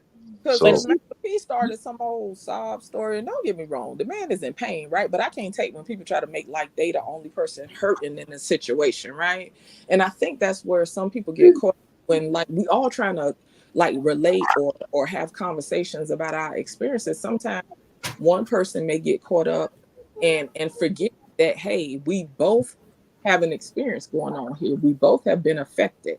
So that's why I try to avoid stuff like blaming people and whatever. I just try to look at it for what it is. These are two people that are not seeing eye to eye, and they both seem to be in pain, right? But Master P responds, he all up there like, I'm not an ATM machine, and I'm not this and I'm not that or whatever. And then Romeo is saying, hey, but you got all this energy for people out here in the streets. That's like the parent who is a life-saving professional, whether it be a teacher or a doctor that do heart surgery for children or something.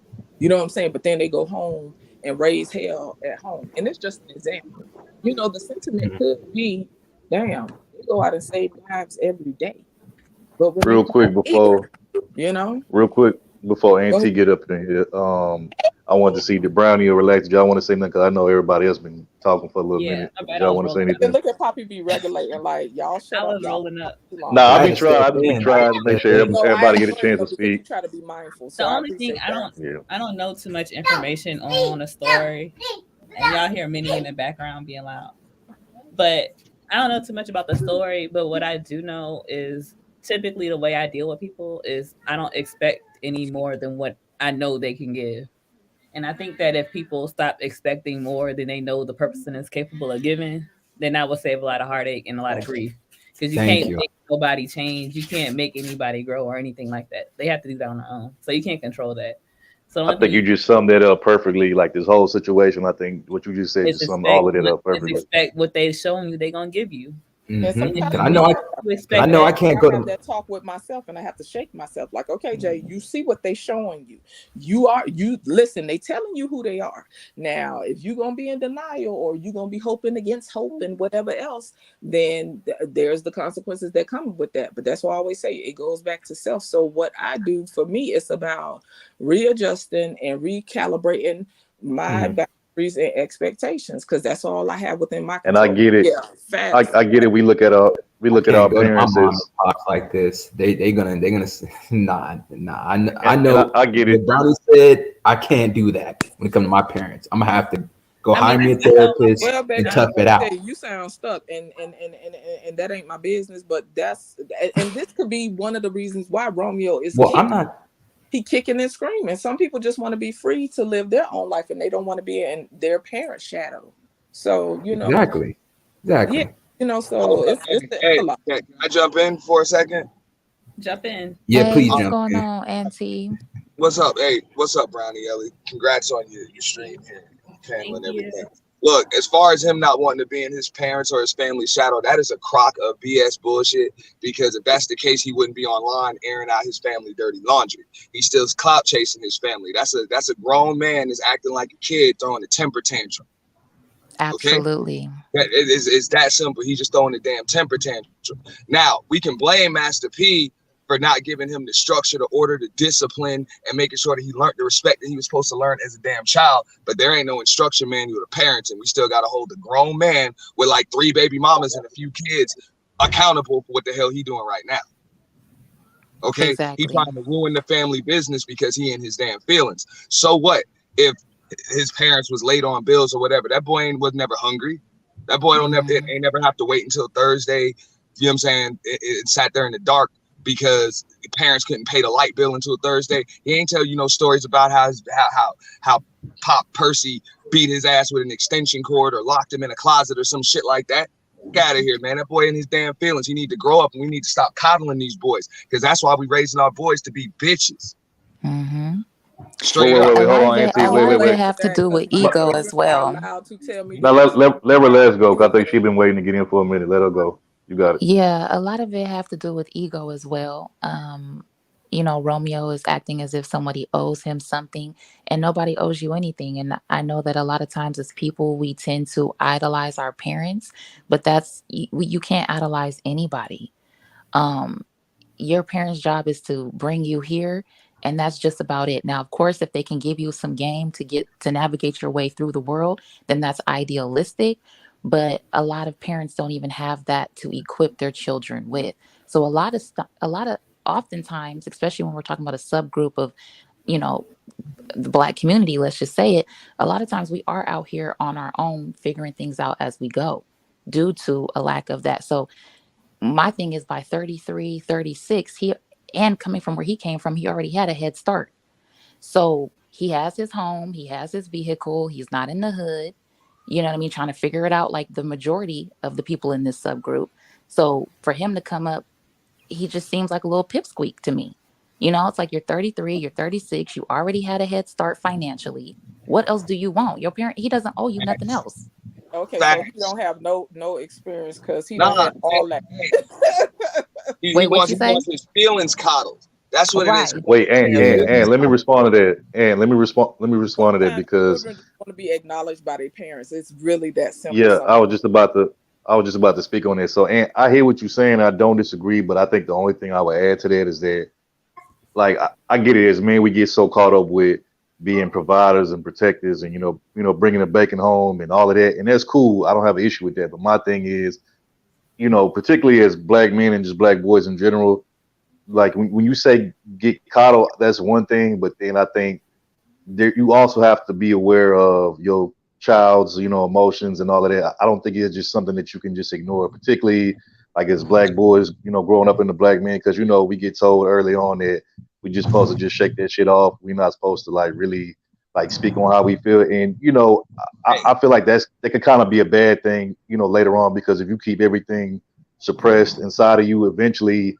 there's going to come a day where that shit just pops out, and it's going to come out in the wrong negative way. And so I think we have to be mindful of that. Yeah, but our society is getting too soft. But hold up, that's the difference. Nobody cares about your feelings. That's 1 second.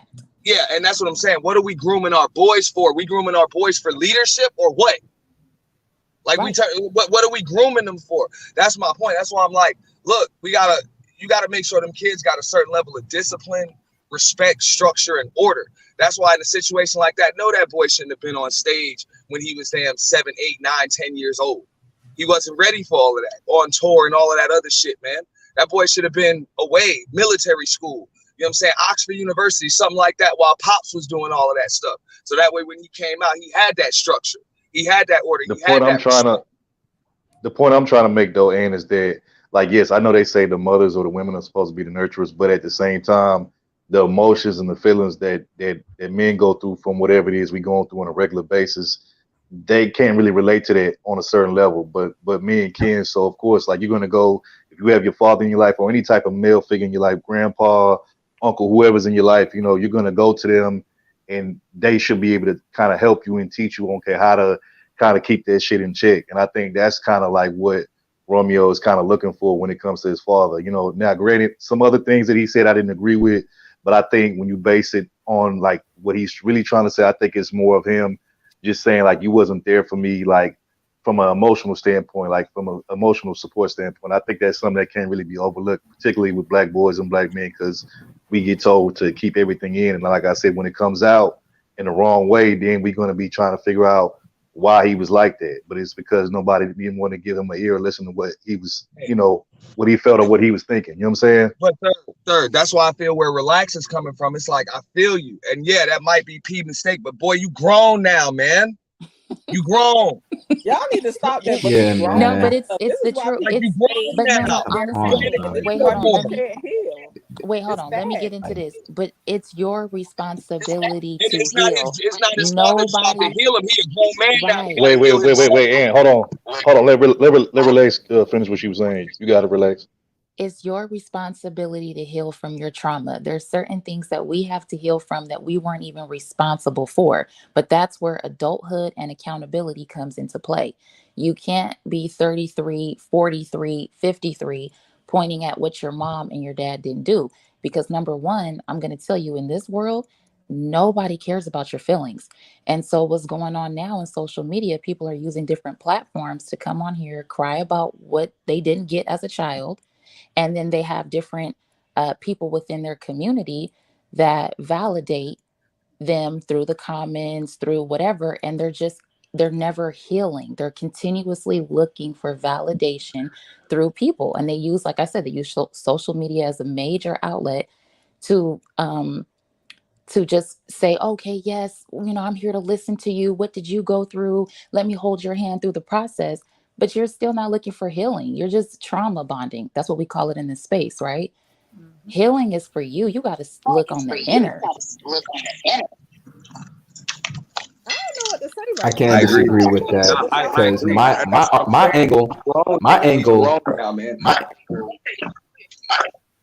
angle is, now what I was saying, going to be able to go to social media for closure. I'm real deal, because hey, I'm about to switch devices. Let me just go in 1 second. Yeah, just 1 second, bro. I'm just saying, look, I'm almost 40 years old now.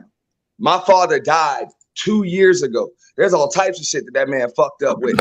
But if I'm a fuck up now, I ain't feeling a certain way. What do? Go blame a tombstone? Come on. I got shit to do. I got a life to live of my own. I can't sit there and blame somebody else for what I'm going through. I got to go fix my own issues at this point. I'm a grown man my damn self. That boy got to learn that. Y'all go ahead. Yeah, but when it comes to my father was always there. If there was something really emotionally troubling, I can go to my parents. But if certain scenarios that they find it to be like minuscule, or they're going to say like, son, what? They're going to look at me like, okay, what was your purpose for this? Do you just want to yell at the tree and yell at the top of your lungs to see who's going to listen? Or do you really want the solution? Like with me, I'm a financial person. If I'm really hurting, I'm not going to bring up no money. I'm not going to bring up nothing. I'm going to bring up nothing but feelings. Because as soon as monies get brought up, people that's listening from outside looking in, they say, oh, this nigga wants some money, and turn the TV off. That probably been on his heart for a minute. Like, you got to think about it. He could have been wrong. Like he could feel like he was wrong by his dad, but had so much respect for his dad that he wasn't going to confront his dad on some "you disrespected me" type stuff. Mm-hmm. So then eventually you get to the point where you get mad and you get frustrated, and you going to get to that point where people get mad. They say everything that's on their mind. So now you like, and the money, then da-da-da-da-da, and you start listing off a bunch of issues that you could have brought up prior to that, but it was like the tipping point. So that might be the tipping point, like them bringing it over to social media, him getting to that level where he had to go over to social media might have been his tipping point. Like where he saw his group. Is Master P dropping an album after this? Because this is some good promo. Right. This is something that the Kardashians be doing all the time. Like all time. Well, shouts out to everybody. I'm actually going to drop down because I have to get ready for a work meeting. Quiet as it's kept. I would like to stay here, though. This is definitely more fun. Appreciate you. But, appreciate you for coming, Relax. And it was great being on the panel with you for the first time. Have a blessed day, Relax. Thank you. Take care, everyone. All right. Bye, Relax. Bye, Relax. Like I said, I don't have an issue with what Relax or Auntie was saying because they wasn't wrong about what they were saying. I think me and Just Jay was trying to get them to understand that, like, yes, you can't, raise men to be like soft or whatever because the world out here is very cruel. And like, Relax was saying, yeah, nobody cares about, a man's feelings, particularly black man's feelings or whatever, what we're going through. But at the same time, that's where the parents have to come in. And, you have to be able to manage your child's, mental and emotional state, because if you don't do it and if they struggling to do it, then who else is going to do it? You know what I'm saying? So, I just feel like that's something that you definitely have to take into account for. That's something that can't be ignored because, like just Jay was saying, some people just want to be heard or listened to. And a lot of times after that, they kind of be, they kind of straighten out and they kind of be chill. But if you feel like nobody's ever listened to your whole life, yeah, you're going to wild out and act out until somebody gives you that ear or that attention that you've been wanting. So that's kind of how I see it. And I find that to be dangerous too. With Third Ward just says somebody comes in and listening in and manipulates the whole situation to their favor and get nothing but benefits. I'm telling you, opportunists looks out for stuff like that. They love to see the situation of this crumbling. They come in, they say, "Oh, I'm the help, I'm the support, I'm the financial aid, I'm whatever you need me to be," and manipulate the situation for their favor, man. That's how people get everything just gone. And like Auntie said, the family business. If you had someone that's a true opportunist, they're gonna say, "Shit, P struggling? Shit, let's bring P an offer that he can't refuse. Take his business, take his likeness, take everything." When people don't think it that far because they say, "Well, this is family problems." I'm the person that take advantage of divorces when it comes to me being a realtor. Someone that take advantage of problems like this can be able to benefit easily. So, and plus all of P's enemies, like WAC 100 is listening. They're using this for, no pun intended, for some, I guess you would say brownie points, and say, "Yeah, what P did was fucked up. Yeah. Pay him." Knowing damn well they don't fuck with no P and don't fuck with no Romeo. So yeah, it just opens a lot of doors of a lot of people that don't even care about what's going on to find out something how to take, especially in the entertainment industry. Shit, these are some complete hawks. Yeah, I think another fuck point around, lose everything. For self accountability is that you might not be you might not be responsible for your mental health, but you are in control of it.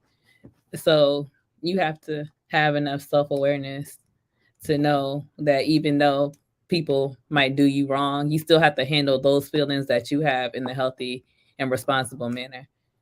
And you have to manage your feelings when it comes to things like that. And I feel like a lot of people don't manage their feelings because they don't take their own self-accountability to understand that you can't control how somebody else is gonna, move. Can I piggyback? Oh, my bad, Jesse. Go ahead. Sorry, my bad. No, you good. Go ahead. No, you go ahead. My bad. I'm gonna let you have your thoughts. Okay. It was a lot of things that was said that is just making my head hurt. Ultimately, like, people keep getting it mixed up. We talking about a father and a damn son. It don't matter how fucking old he is, that is his father. That doesn't mean that whatever Romeo's experience is or however he interprets said experience is a reflection of Master P as a father. The problem is sometimes with parents, we conflate shit and then we get defensive. I'm a parent. I understand how this works. A child could come to you and say, "Hey, I got a problem with XYZ." Guess what? It has nothing to do with it's totally separate from you as a person. It's not an attack on you as a parent always. People, like sometimes we have to be able to put that down, but off rip we'll get defensive. Oh, you act like you was homeless in the streets and da da da da da. Like that ain't got fucking shit to do with it. It's about, hey, this is their experience, and if a child don't feel safe talking to you and you their parent, who the fuck they supposed to talk to? So my thing is, regardless of how old he is and he grown and whatever, this is how he chooses to handle the situation. I don't blame him. I don't blame Master P. I don't blame nobody. I don't point fingers. I don't say, hey, whatever. This is the situation that has been presented. And for whatever reason, Romeo handled it the way he handled it, for whatever reason. I think it is bigger than just him just being a spoiled brat and da. Automatically, we put Master P in a position to be right because he's a parent. Yeah, we don't know what the fuck going on. And for some people, this may be an act of desperation. Just like on another panel, they was talking about children running away. And the person was expressing that they ran away a lot as a child. So for some people, they may feel like, you got a house and da. What you running with? The way I see it is, what you running away from? Whatever environment they was in, it had to be oppressive enough for them to want to not be there. You know what I'm saying? And so that's all I'm saying. It's not about blaming people and pointing fingers. We all have a set of experiences. We all have a set of behavioral patterns and things that don't serve us, right? We all come with these bags. I'm not saying it's about blaming Master P. Sometimes people just want shit to be acknowledged. Yes, we have to do the self-work, but sometimes we take the self-work shit to the next level. Yes, everything starts with self, but ultimately as humans, we have been like, we are created to connect with other people. So although we're doing all this self-work, there is still a desire to connect with other people, especially when you are talking about a parent and a child. You got some people, parents and kids, that just say F it and they just charge it to the game because they can't do anything with it. But that's not to say that that desire isn't still there. So it ain't got nothing to do with blaming nobody. It's about people wanting to be fucking heard. Like all of us want to be heard. I don't care how much self-awareness and whatever we got. And there's a lack of nurturing fathers, but I'll get on that soapbox later. And yes, fathers can be nurturing and fathers ought to be nurturing because it hits different. And that's why a lot of niggas is out here mad, but I'm going to go on mute. I want to piggyback. Well, they do that. Well, certain dudes, they'll like, look, let me say this. Damn good. Now I haven't talked. Go ahead. Look, go ahead. I want to piggyback. I want to piggyback what Judge Jay said. I actually agree with her because I was going to say is, I'm tired of niggas always want to be right 24/7. Just because you're a father doesn't mean you right 24/7. Just because you live long enough doesn't mean you right 24/7. You get what I'm saying? We all humans. We make mistakes. We all gonna make bad decisions. It's about understanding, not right or wrong. You get what I'm saying? Like, I'm tired that us black men, we need to get our shit together. Because niggas be on the feelings and niggas are afraid to get hurt. And that's the thing I be telling niggas, like, man, if you afraid to get hurt, you too soft for me, bro. You can't be around me. You get what I'm saying? Because a nigga like me, I'm not afraid to go through trial, tribulation, go hurt. You know what I'm saying? Get hurt out here in the world. You feel me? You know what I'm saying? But now the thing is, like, I don't know their household between Master P and Romeo situation. I don't have the full details of that. But as a parent, I'm not even a parent my damn self yet. You feel me? But I do got nieces and nephews that looked up to me, and I had to play a male figure in their life. Feel me? And then better than their own father. Feel me? Now the thing is, people talk about emotional availability. Like, nigga, let me say something to the brothers real quick. I'm tired of brothers telling other brothers talking about you gotta be emotionally unavailable. But that's bullshit. Nigga, you avoiding hurt out here. You know what I'm saying? There's a lot of men suffering in silence in a household right now. Dying. Talking big shit. But anyways, I don't want to go too deep. But anyways, I want to say this, that, you know, you're not gonna always be right 24/7. We all learning, growing, and we all evolving every day. Now, when you do stop learning, that's when you die. But go ahead, y'all. My bad. Amen, amen, amen. I just think it goes to show that you gotta, at the end of the day, you can't control nobody else. You can't control how you want people to feel. You can't control how you want people to explain things. You can't change the past. You can't change how somebody did you wrong in the past. So you got to pick a side and stay there. So when you get to the point and when you feel like, or if you feel like you need to grow and you realize that this person can't give you what you need, you have to realize this person can't give you what you need and move on. Like, they ain't never gonna be able to give you what you need. Even if you pour into them a million gallons, they still ain't gonna give you. Well, I actually agree with you, Brownie. I mean, a lot of people don't feel. You got a lot of kids, like Judge J. Judge J said, she just said it not too long ago. There's a lot of kids running away from home. It's not because the parent can provide none. It's the environment. They don't even feel safe in the household. You get what I'm saying? Once children don't feel safe talking to you as a parent, no matter you're the mother, the daddy, and shit, they're gonna be closed off. Downhill. Yeah, it's gonna go downhill. It's gonna be closed off. They cannot open up. They cannot open up to you. I'm not saying you, Brownie, but I'm talking about people in general. Like, they will never open up to their parents because, you know, you got judgment, fear, all types of shit. And you got parents gonna talk around like, oh, I provide. Like, this just because you provide financially doesn't mean you provide mentally, emotionally, spiritually. Doesn't mean you nurture your children. You feel me? Let's go for the fathers too. And that's why I got a problem with a lot of fathers out there, you feel me? Because you got a lot of fathers just because they provide financially in the house, so doesn't mean they're present with their children. That's including daughters and sons. Facts. Yep. I've had people tell me, like, because I've even had people in the space tell me it's BS whenever I tell them. There are some people that I know that are married or they're in a relationship together in the same house, and some people still feel like a damn single parent. That's because a person is not present. But you'll have somebody just dismiss that and say, oh, that's bullshit. They got a roof over their head, yada, yada, yada. And so, yeah, I just try not to discount people's experience. I'm with you, Judge. Yeah, I actually agree. Like, a lot of people, you know, justify their experiences. Like, you know, I actually agree with you because people forget, nigga, we live in a real world, nigga. We not living a fairy tale around this bitch. You know what I'm saying? But the thing is, like, you got a lot of people, you know what I'm saying, just because you in the same household doesn't mean everybody's present. You feel me? And I actually agree with you, Judge. So go ahead, Real Deal. My bad. Well, when it comes to the way how fathers parent their daughters different than their sons, I have a baby sister. She gets everything in the world. I ask something for that, he's going to say, homie, you got a job, right? So when it comes to my view of it, I can go to my parents. If there's something really troubling me, I can go. But there is a limit where me doing that becomes of me looking for coddling, me looking for, like Brownie said, looking for somebody to come out themselves and overextend themselves emotionally, you know, to come and sue what I want them to do. Like me, I'm always an open ear for everybody. But I know that when it comes to certain dudes, a lot of dudes in like real life, they're not trying to hear all this all the time, every time. Maybe one or two times that you can go to maybe your inner circle with this. And and the third time, they're gonna say, what are you trying to do to solve it? You know, people get tired. People get tired. But don't forget, it takes time to grow. No, I'm sorry. Okay.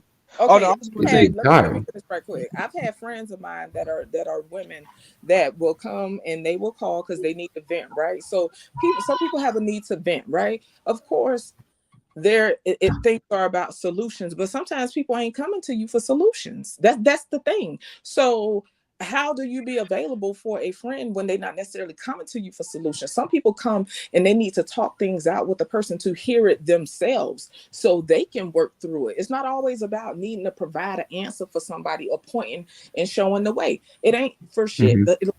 For people to fix all the time. It's about being present. That's what I'm talking about. I'm talking about the emotional availability, and this is what a lot of people are lacking. That's why the need can't be met. You just said that your sister could go to your daddy, but you really ain't got free reign to go to your daddy.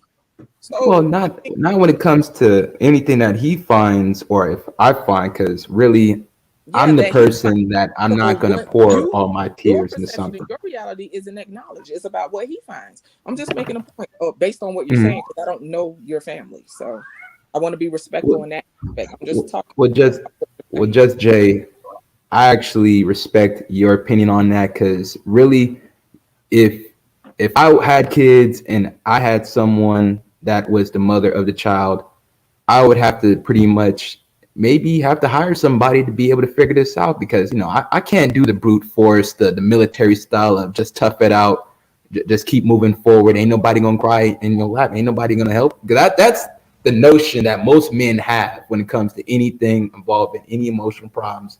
They're gonna say, well, what you gonna do about it? Like the old Jim Brown saying when he told Richard Pryor when he was trying to get off drugs, said, what you gonna do? And that's what most men are gonna say. What you gonna do? What you gonna do? Because now we're talking about a chemical dependence and a psychological dependence. See, this is what I'm saying. We don't address things in the proper way. We if we're talking about community shit, we just tell people to fucking get over it. People need to. And people got a lot of variation of problems. That's what I was opening the door at. Go ahead.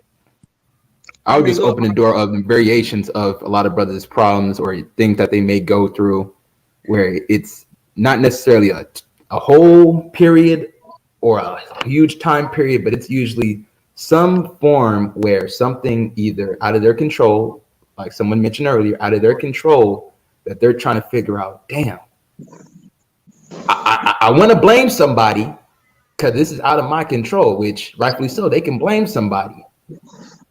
But if we can't be able to come to an answer and solution, because I can cry to you about hell, that's the problem with the manosphere. These niggas be crying about black women for 26 hours and don't have no solution. So I know I'm going all over the place, but trust me, this is ranging around most of the problems it's relevant that these dudes. It's still about emotional availability, in my opinion. It's still about being able to work through things. So I think what you're saying is still relevant for sure. So when it comes to that, I know I sputter off, but I have to give examples that people can be able to refer to. But me, if I have a child, daughter, son, I want to be able to get a team to be able to sort of talk to the situation. I want to be able to make sure that this gets figured out. Because I want to make my kids strong, but I don't want them to make them voided from true emotion. Absolutely. Because, man, we got too many soft-ass dudes. They feel safe talking to you. That's all I'm saying. None of that will happen if they don't feel safe talking. That's the only thing I'm saying. Well, I won't come judgmental. Well, I will say this. Oh, my bad, Rita. Go ahead, fam. No, what Joey said earlier, he said that a lot of people can't come to parents because they feel like it's judgmental, especially if you're dealing with a parent that's either very gung-ho about keeping and upholding certain religious fronts, political fronts, or just something where it involves judgment. That's where I would not put that on the table when it comes to my kids. I would not overly judge. I have my opinion, but I'll keep it to myself because I don't want to openly say something, and that means that I'm in tune. I got my kids scared to talk to me. But with me, I'd rather have a team than me trying to do something and me giving a very stern emotional response where it's very dry. Because I think that's where a lot of kids feel trapped when things is dry. But we got She got kids. What's going on, She? Hey, what's going on, She? What's going on, bro? I just want to say this. She got some kids. But look, even though I don't got no kids, I just said like me, my niece, and my nephew, like especially my niece, me and my niece, we have communication. She's in her early teens now. You feel me? Like we have family meetings in my family. That's why it's so easy for me to communicate with anybody because I had that structure in my household to have a family meeting. Like me and my mom, for example, we cool as fuck. I could call my mom, talk to her about anything, be vulnerable with shit, talk to my mom about any type of shit because my mom created that open, safe space for me to talk. You feel me? Whenever I need her to talk to. You get what I'm saying? Now, me personally, a lot of people, they lack understanding when it comes with children too. Some people are not good at working with children, but the thing is, I'm tired of excuses. You get what I'm saying? Like a lot of people like to make excuses about one thing, this and that, just because they can't. Like Brownie even said it best. Like you can't control what happened to you in your life. You feel me? And I don't want to teach brothers out here to avoid, hurt. Y'all like niggas, that shit too soft for me. You feel me? Like me personally, I kind of feel like this. Like even what Just Jay said, like it's like sometimes a person want to vent to you, but when they do vent to you, they don't want you to provide an answer or solution. They want you to hear them out. Let that shit out, cause they don't want to suppress you. Feel me? Like I do that with my niece. When my niece come up to me and talk to me about any situation that you're going through, I allow her to be herself. I allow her to be vulnerable. I allow her to express how she feels without me providing answers or solutions to her, unless she needs my feedback. under her permission. You feel me? But I'm there to listen. You know what I'm saying? And that's the thing that we lack. We lack listening. We too quick to respond and react. You know what I'm saying? But the thing is, we're not listening to one another. But that's all I gotta say. Go ahead, She. Yeah, what's going on, She? Come on, you got it, bro. You got the floor.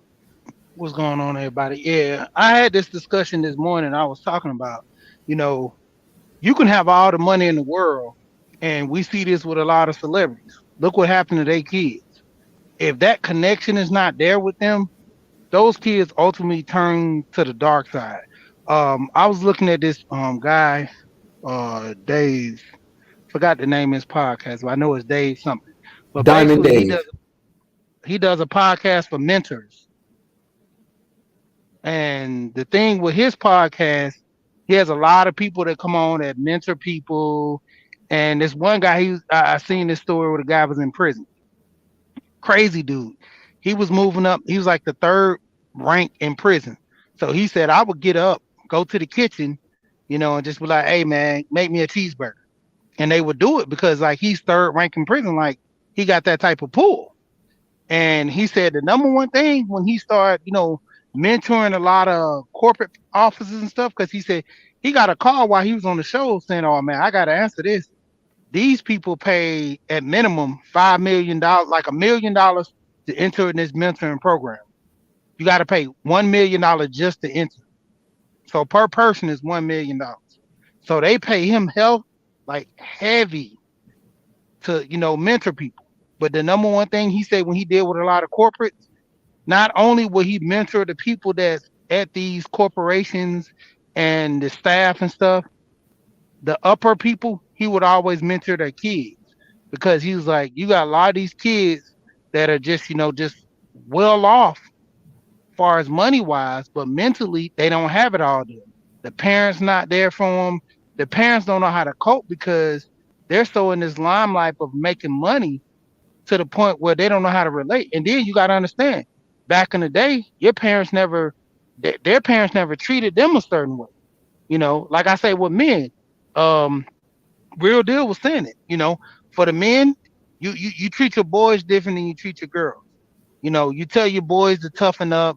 You tell your boys don't cry, don't whine. But then, you try to be more precious with your girl.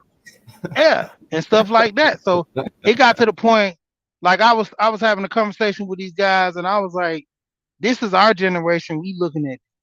But let's go 3 or 4 generations before, when you couldn't even talk to your dad a certain way or relate to anything. You couldn't play. He didn't want to play basketball with you. All you want to do is work, come home, drink, maybe beat up your mom or do something else. But that was the whole thing that he did, because that's how he learned from his dad. There was never no emotion shown. I mean, basically the best thing to kind of represent that is Fences. Like, I still ain't never seen the movie. I see clips. But the number one thing when he was telling his son, like, I put food on the table, I provide what I got to do to like you. What says I got to like you? And that's harsh coming from your father, like showing no emotion to say, I like you, but I'm only providing for you. That is my job only.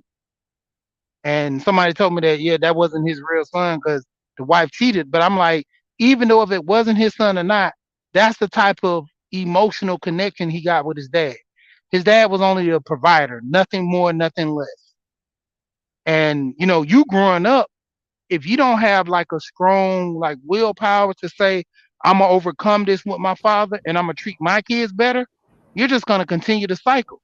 Me and my cousin had the same conversation, like, the way I was raised, if it worked, keep it going. If I got beat and I was right, I'm going to go beat my kids and then it's going to be right with them. Then they going to beat their kids. I'm like, every generation does something different. Like my kids, they only get whoopings when they do something drastically bad. Other than that, you get talking to, because what's the level of me beating you?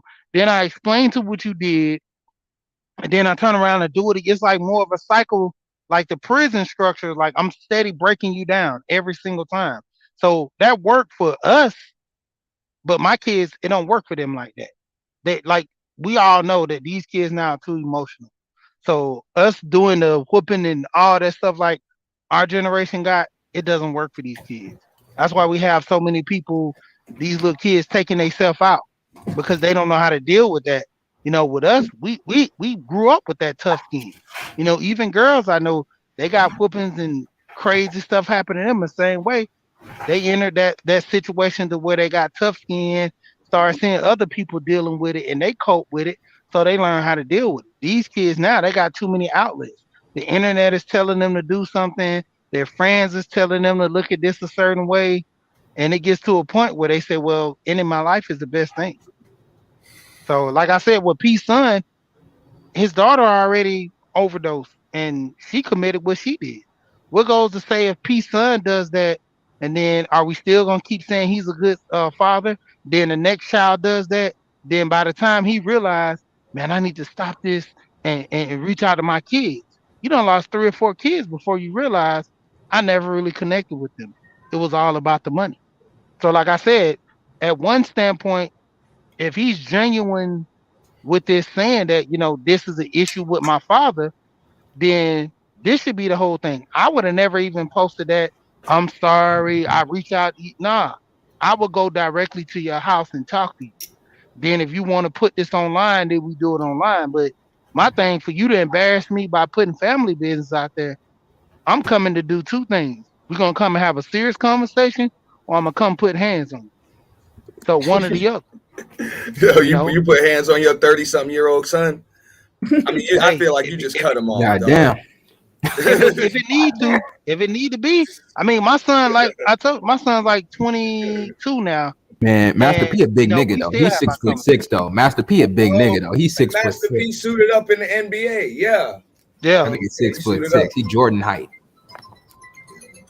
Yeah, I mean that's the biggest thing. With a lot of times people don't even understand. Like, you get caught up in the money to where, you know, hey, I was raised like this and look how I turned out. I was good. Because I even heard him say, well, you know, son, if you're not where you are in life, you should have been mentored by me by seeing the moves I make. So you should be successful like that. Kids, everybody don't learn the same like that. So like I said, it comes to a point, if his son is sincere with it, he needs to sit down and have this talk with him. You know, they need to go to counseling, go to Ayana or somebody, because I'm like, most likely somebody gonna put him on the show.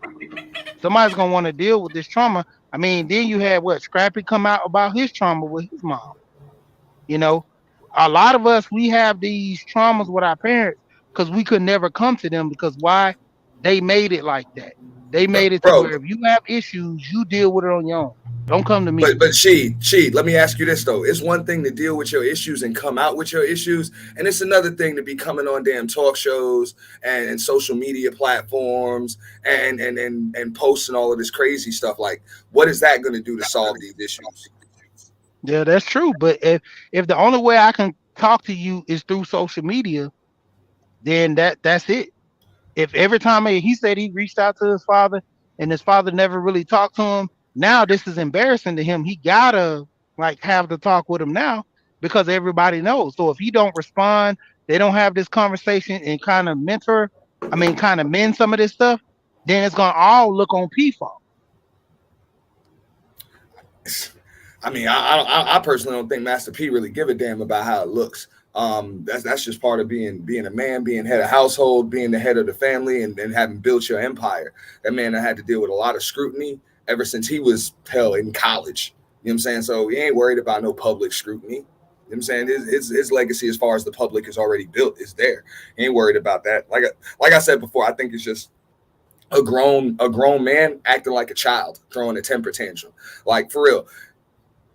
I mean, I believe that boy was deprived of things growing up that money just couldn't buy.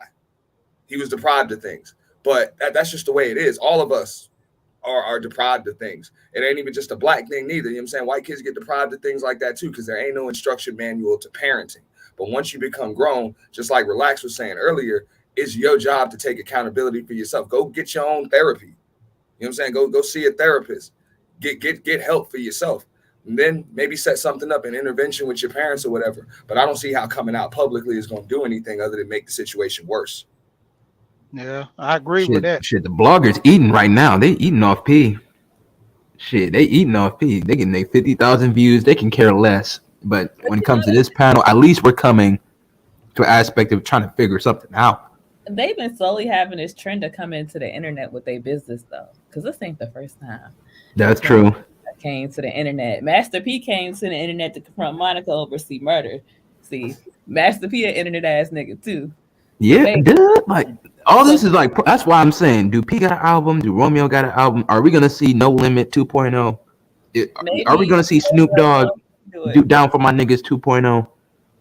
Because I'm smelling something when it comes to promotion wise. P is too smart of a businessman not to roll out something. I mean, yeah, and even if he was on some fake it till you make it shit, I'm just like, so what? So what? Like, look, all of us gonna grow up with problems. We're gonna have problems as children. We're gonna have problems as adolescents. We're gonna have problems as adults. That's life. That's just the way it is. But as parents, hell, what kind of problems you want your kids to have? If your kids are just gonna have rich kid problems, I guess I'll eat that. What would you rather? You rather your kids have rich kid problems or poor, abused kid problems? Yeah, that's true. It's like the family business. Life ain't perfect. Yeah. Yep.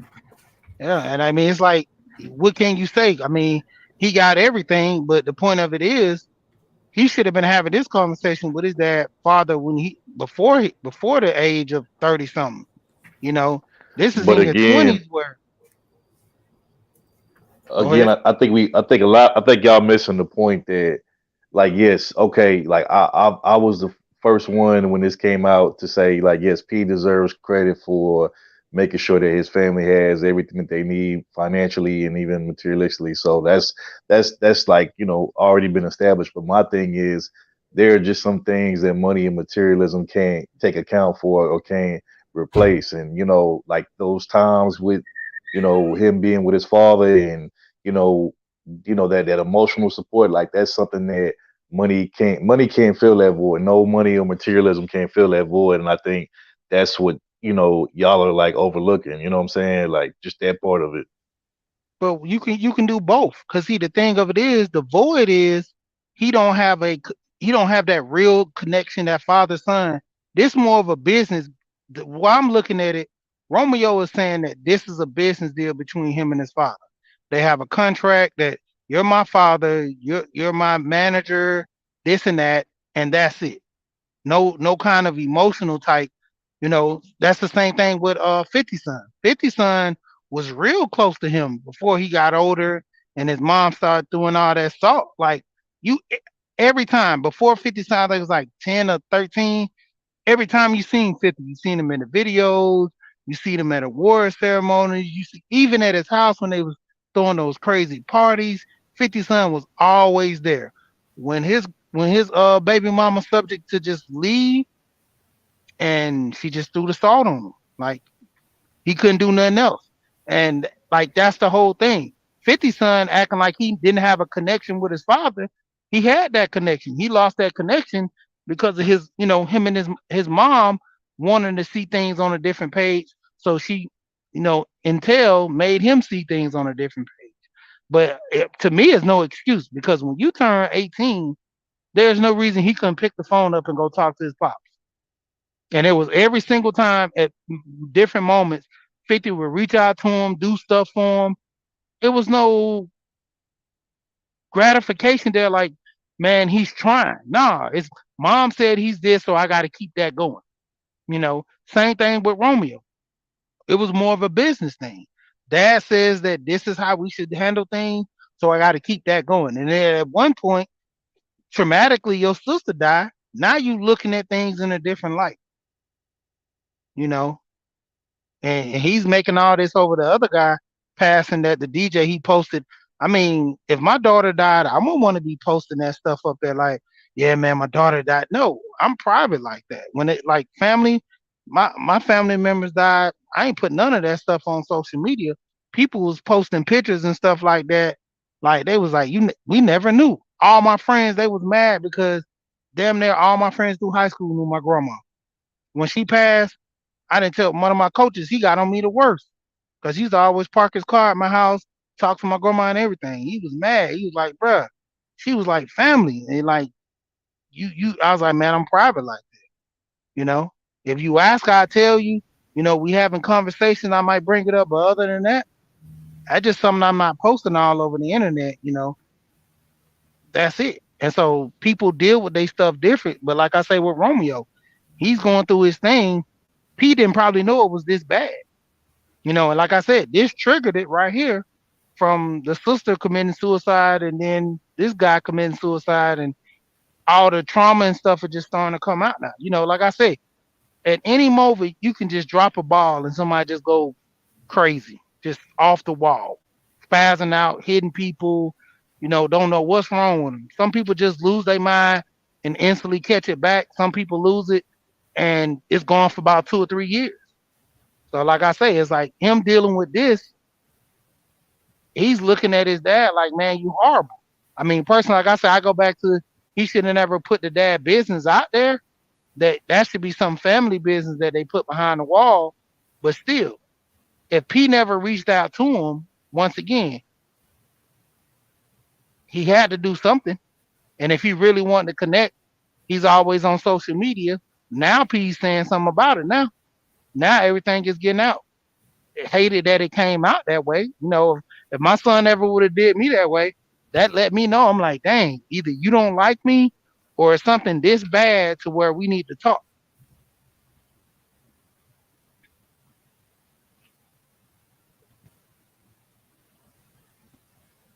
You gotta give people time to grow too when they vent to you, feel me? When your kids come up to you trying to vent to you, you gotta let them grow, because nothing is gonna be done overnight. You feel me? Yeah, but that's the whole thing of letting the lines of communication be open. You know, right. I had a situation with my son that want to talk to me about some stuff, but you know, his mom came to me and I told him, I was like, hey, what's going on? Like, you act like you can't talk. He's like, man, I just didn't know what you was gonna think. And this is my 11-year-old son, you know, because they always know me to be tough. The funniest thing, man, I always tell my kids, I'm tough. I ain't scared of nothing. The first time my son heard I was scared of heights, he was like, Daddy, do you shake your knees and curl up when you got to get up somewhere high? It was funny to death. But, you know, we have our conversations and we talk. So, like with them, they look at me as being so tough to that extreme to where they can't come and, you know, talk to me about things. And that's why I always try to keep that line of communication open. Like, hey, I'm still your dad no matter what, man. If you do something bad, right or wrong, I'm going to still have to be there for you. You know, he got a situation where he hit a girl and, you know, my wife was making a big deal about it. And I was like, you know, I got to go talk to him. When he told me the girl hit him first, I was like, okay, well, I mean, what is he to do? I'm like, next time she pick up a brick and hit him upside the head, he's still not supposed to hit her back? And my wife understood. She's like, yeah. And I was like, that's what me and my wife, I tell her. I said, we have an argument. You can talk loud, all that stuff. Don't put your hands on me because you don't want me to put my hands on you. And she thought about it. Yeah, that is true. And see, that comes to the point where people don't understand because that communication, you got to talk things out. You got to always, you know, have the conversation. Are you okay? You know, how's school? You know, most parents don't even ask their kids that. You know, kids are getting bullied every day. And it gets to a point where if that child's not comfortable talking to you, they're going to live with this. And ultimately, like I said, these new generation kids, they just taking a different route, a different approach. You know, back in the day, kid bullied you, you beat them up. You get tired, you grab someone. If you know they big, you can't grab someone, you beat them down. Other than that, you was good. Nowadays, these kids they can't take it. They just gone. They're like, hey, I can't deal with this no more. I seen this on a movie where a kid did this. He wrote this note, then he jumped or he cut this and that. And that's what it's getting to be with a lot of kids. So the more you talk to your kids and have a line of communication, even with that, if I didn't have a line of communication at my home, I always had that one family member I can reach out to. You know, and that's one of the things that Romeo should have been doing, you know, hollering at his uncle, you know, hollering at one of his aunties or somebody that could say, hey, you know, Pop's not dealing with this the right way. I feel we need to talk to him because he's not listening to me. And that's the thing with a lot of kids. right. but she. Hold go ahead. Hold on. Thank you, Auntie, for supporting me and giving me my second Cash App. And I just wanted to answer the question that Jerome asked me, and then y'all can get back to talking about Master P and fatherhood and sonhood, because I don't know nothing about that. Do I think that Tory shot Meg? Honestly, I don't know what happened, and I haven't been extremely invested in the story because I've been wanting more information to come out, and I kind of just want to wait for the verdict because it's a lot of biased opinions and everything on it. So I'm ready. I want to find out with everybody else, but y'all can continue. So y'all think Tory did the Eddie Murphy? Man, y'all know what that is? I don't know if he yelled dance, bitch. Go ahead. You want to shoot? He hit it with the Harlem Nights. You remember Harlem Nights when Eddie shot Della Reese in the pinky toe? Him, shoot it, it's right here. I don't know if he held the gun at her feet and yelled dance, bitch. I think that's a little bit theatric. He dance takes me out every time. Listen, that is, I'm sorry, but that is the funniest shit ever to me. It's all like that, them old school black movies. Dance is a dance. Like that it sounds crazy. Like, I really don't think that he yelled that. Like, I think that is completely false. All the rest of the stuff, I don't know. That sound like all their ass was on meth. Like, that whole situation sound like they was on some serious shit. Like, it's a mess. First of all, Tory bodyguard is trash. Tory bodyguard is trash because whether it was Tory's gun, Megan's gun, or Kelsey's gun, they were all in the car together and he ain't know about it because he should have been holding it because he was bodyguard and they was drunk. And that's like trying to keep your client safe. So I feel like his bodyguard kind of sucked on that end, and then they don't know who the gun. Like now they don't know who owns the gun. Like I feel like all of that is kind of sketchy. Yeah, you get a gun every time you rent a car, so the gun came in the car. So for a second, I was like, when they start doing that? Okay, never mind. Oh, you thought I was. Hey, but for a second, I was like, what? The crazy part is everybody knows because she pled the fifth and she didn't. Her friend did all this to where she couldn't incriminate herself. She pled the fifth and she got pardoned, I guess, to the point where if it did come out that she did do it, she wasn't gonna be found guilty for it. They needed her testimony to kind of make this case. Honestly, the deal was coming up with Tory and Meg. I think Meg is supposed to be signing to Rock. So that whole thing of publicity was big for her to take this because, like, you got to understand, most women who be the face of something, domestic, man, they getting publicity. They going on tours. They talking about this, going up with people. And it's good for her. It's branding for her career. But at the same time, you killed this man's sponsorship. He lost money. Now, let's see that if she's not found guilty, is she going to do any time? I mean, if she's found guilty, is she going to do time? Is he going to sue her civilly and get money? Because if it was the reverse, he'll be going to jail. And then if he did get found guilty. On a panel I was on, and it kind of got crazy because I end up getting labeled like this crazy black woman who was laughing at the expense of a black man, but it wasn't that. But like I was telling them, he's facing up to 20 years or something like that. If she's found guilty of perjury, she could face up to 5 years. And we know her being a celebrity, she might do 14 months, if that much, or something stupid like that. But like I was telling them, that's the part, like that's how the system is set up. Is it fair? No, but that's the double standard. People love double standards until it don't serve them. So my question to the people on the panel I was on when they was talking about this was, if y'all know that, us conniving evil women been doing this for millennia, why MFers ain't catching on and learning the game? That's what I want to know, because it ain't changed. Yeah, it comes a time like, okay, with this situation, you kind of put it to the point where this won't happen to me. That's always been people MO, when they get caught up. Oh man, I never get caught up like that. And then it happens, it's like you already in the fire, you getting burnt, and even with the paternity testing, how many times we seen paternity tests where the woman done went through 6 different men before she found the kid dad, or sometimes don't even find the dad. It's just that's how the cookie always crumble. And with us and our instinct, hey, we want to have sex. The woman, she's like, hey, let me have sex with all these guys just in case, because I know this guy did something and I felt some type of way, or she didn't feel nothing. I mean, look at this issue with Kobe.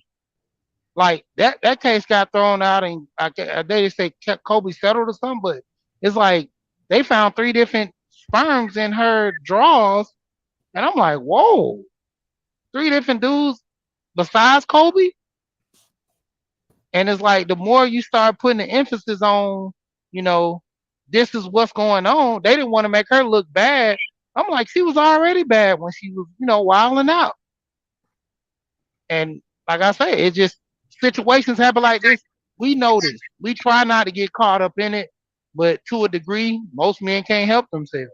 And the ones that, pretty much follow all the rules not to get caught up, you'll still get caught up on a lot. There's situations where I used to be at certain jobs, I wouldn't even be in the room with women by myself. Like, or we late at night or something, like I'm not being around all these women. Most of my jobs I'm in, because you understand men. You understand the double standard, and you've accepted the double standard. Yeah, I mean, because there's nothing we can do to change it. You can put all these laws, rules, and regulations until the higher ups want to change it. That's when it be changed. We on the same page with that, for real. Yep. Because I mean, look at the situation with Bill. Why do you think they reversed that situation with him? For one, they knew it was wrong. For two, if a woman could do that, if women could do that, then they can come back and be like, okay, next few years, I'm gonna do that about this guy that I messed with, and I'm gonna try to get some money or get him locked up. He paid all those women. He almost nearly went broke to the point, paying lawyers, paying the court, all this stuff. He's in jail. He got to put money on his books, health. He got to get medical seen while he's in jail, all that stuff. And it's to the point where they was like, all right, he learned his lesson. It was more of a lesson learned for him, not by putting him in there to break him like that. And when it comes down to it, if these other guys were to come out and situations happen like the Weinstein, look how his situation is. It's still going, like prolonging. Like when is the case gonna be over? Like all this stuff that's going on with these different women, they prolonging it to the point where, like, when he started looking back, like he had health issues. She, you there?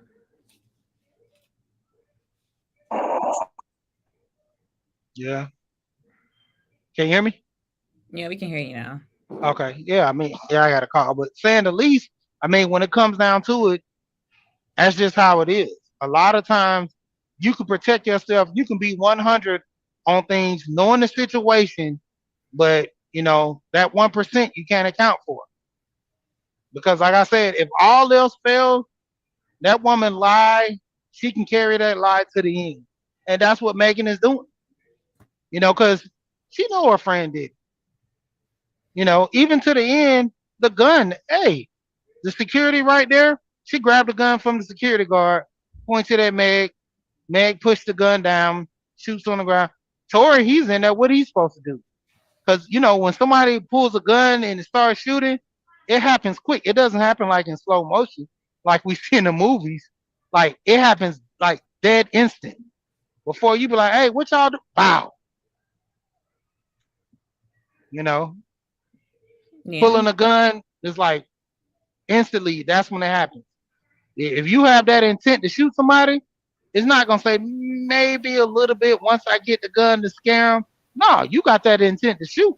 As soon as you pull the gun, you shoot. Especially people from the old school. What was the number one rule? Don't ever pull a gun unless you're gonna use it. Mm-hmm. So very true. Yeah, I think that if Megan loses this case, that it's gonna be career suicide for her. I feel like people are already like kind of side eyeing her, and like even before the case started. So I feel like if Tory get off on this case, it's gonna probably be career suicide between her with these contracts and these litigations between Roc Nation and 1501. Like, I feel like it's gonna be career suicide for her because that ain't gonna like Jay-Z done invested all this money in her and she's not gonna get the return that she's not gonna have the same support. You don't think so? I think Tory got more to worry about if he gets off because Jay-Z when you beat his clientele, he's gonna try to get your career underground. Like hell, ask Tory. Wait, hold on. I agree. After she did Beyonce, I agree with Brownie because I agree with Brownie because. No, I was about to say I agree with you, Brownie, because this trial about to be over real soon with her and Tory, but I think probably in another month or so, I think her trial is coming up with her court case is coming up with Carl Crawford, the owner of 1501, as far as the money he felt like he got screwed out of when she went over there to Roc Nation. So man, she kind of going through it right now. She you know what I'm saying, she finna go through back to back court cases, and it seemed like she gonna lose this one, and then Lord forbid she lose the one with Carl Crawford. Yeah, you know what I'm saying. Yeah, and you know what? But I agree with Brownie though. If it comes out that she was lying this whole time, her whole credibility gonna be shot. For real. Do you think so though? Because they can just put $1 million in marketing ads and people will forget though. Do you think so? I agree with Brownie. The reason why is because let's keep it real. Megan, probably the last 2-3 years, she's been more known for this case with Tory than she has anything else, music, all that other stuff. So this is taking up probably a bunch of her career, you know what I'm saying? So it's not even that. People, female rappers have to have that cosign from male rappers. And we can already see how male rappers are reacting and how they're moving with Megan. So if every female rapper has a male cosign, Cardi B, we got Offset. Nicki Minaj had Lil Wayne. It's no female rapper that just out here that don't have. Even when Meg first started, she had the baby. That was her male cosign.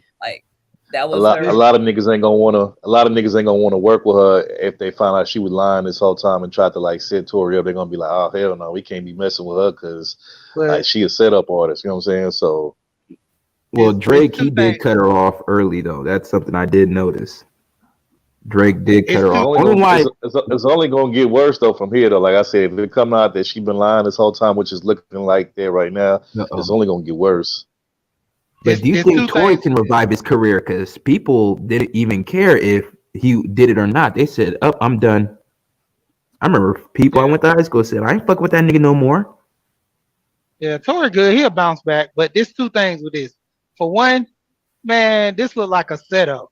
And I think Roc Nation did this, or Jay-Z and them did this on purpose. Yeah, get it right. Jay-Z did this. Dang, I hope my phone ain't. Can you hear me? Okay. So basically, with dude Crawford, he's suing Meg, right? So if this Tory case go through and he sues her civilly, she lose a lot of money. What can he give her if he sues for that? She can't give Carl nothing. The dude for the record label can't give Crawford nothing. Because Crawford, he's gonna have to go, they're going off of her bank account. So depending on if Tory sues, then she don't got nothing to give him. This is the same situation with Future and Rocco. When Rocco was when he sued Future, he had to tell them to go and freeze some of his assets because Future spends crazy to the point where he might end up overspending, and by the time they go to court, he ain't got that much in the bank account. So, you got to look at that scenario. And then for two, I don't think Megan gonna be good. Trust me. All Megan got to do, pop them knees, make a girls anthem. And I disagree with you, She. I disagree with you, She, bro. I mean, let's keep it real. Megan do got a few singles out that's like popping, but I mean, like, let's keep it real. Like, if we really look at Megan's catalog of work, like, she ain't got no classic albums. You know what I'm saying? Like, she pretty much just got a bunch of singles. You know what I'm saying? And then like that also is gonna make you like think like any sponsorships or any type of endorsements that she have, are they gonna want to fuck with her after this if it come out that she been lying? You know what I'm saying? Like, I think this is gonna drop a lot of her future opportunities and money, not even just with artists, but I think with just other sponsors and stuff. Yeah. So, yeah, but sticking with the music. If you got what's her name, Glorilla? If she do a song with Meg, you know, she gon' that's gonna pop right there. You got the hood to hood, you know. But to Brownie's point though, a lot of niggas ain't gonna want to mess with her like going forward, because they're gonna be like, hell nah, like you trying to get niggas set up, like I ain't got time, like, you know what I'm saying, like I know you ain't gonna try to do that to me next, you know what I'm saying? So I don't think it's a good look for her, and I think it's gonna drop a lot of her opportunities going forward. Like, that's just how I see it. But look, this here I'm gonna say, all of us in this room, we're just speculating the whole situation. We ain't even got the full evidence and the full details yet. Now the case is not even over with. You know what I'm saying? We're just talking shit, making opinions. Man, that girl shot her friend, shot her.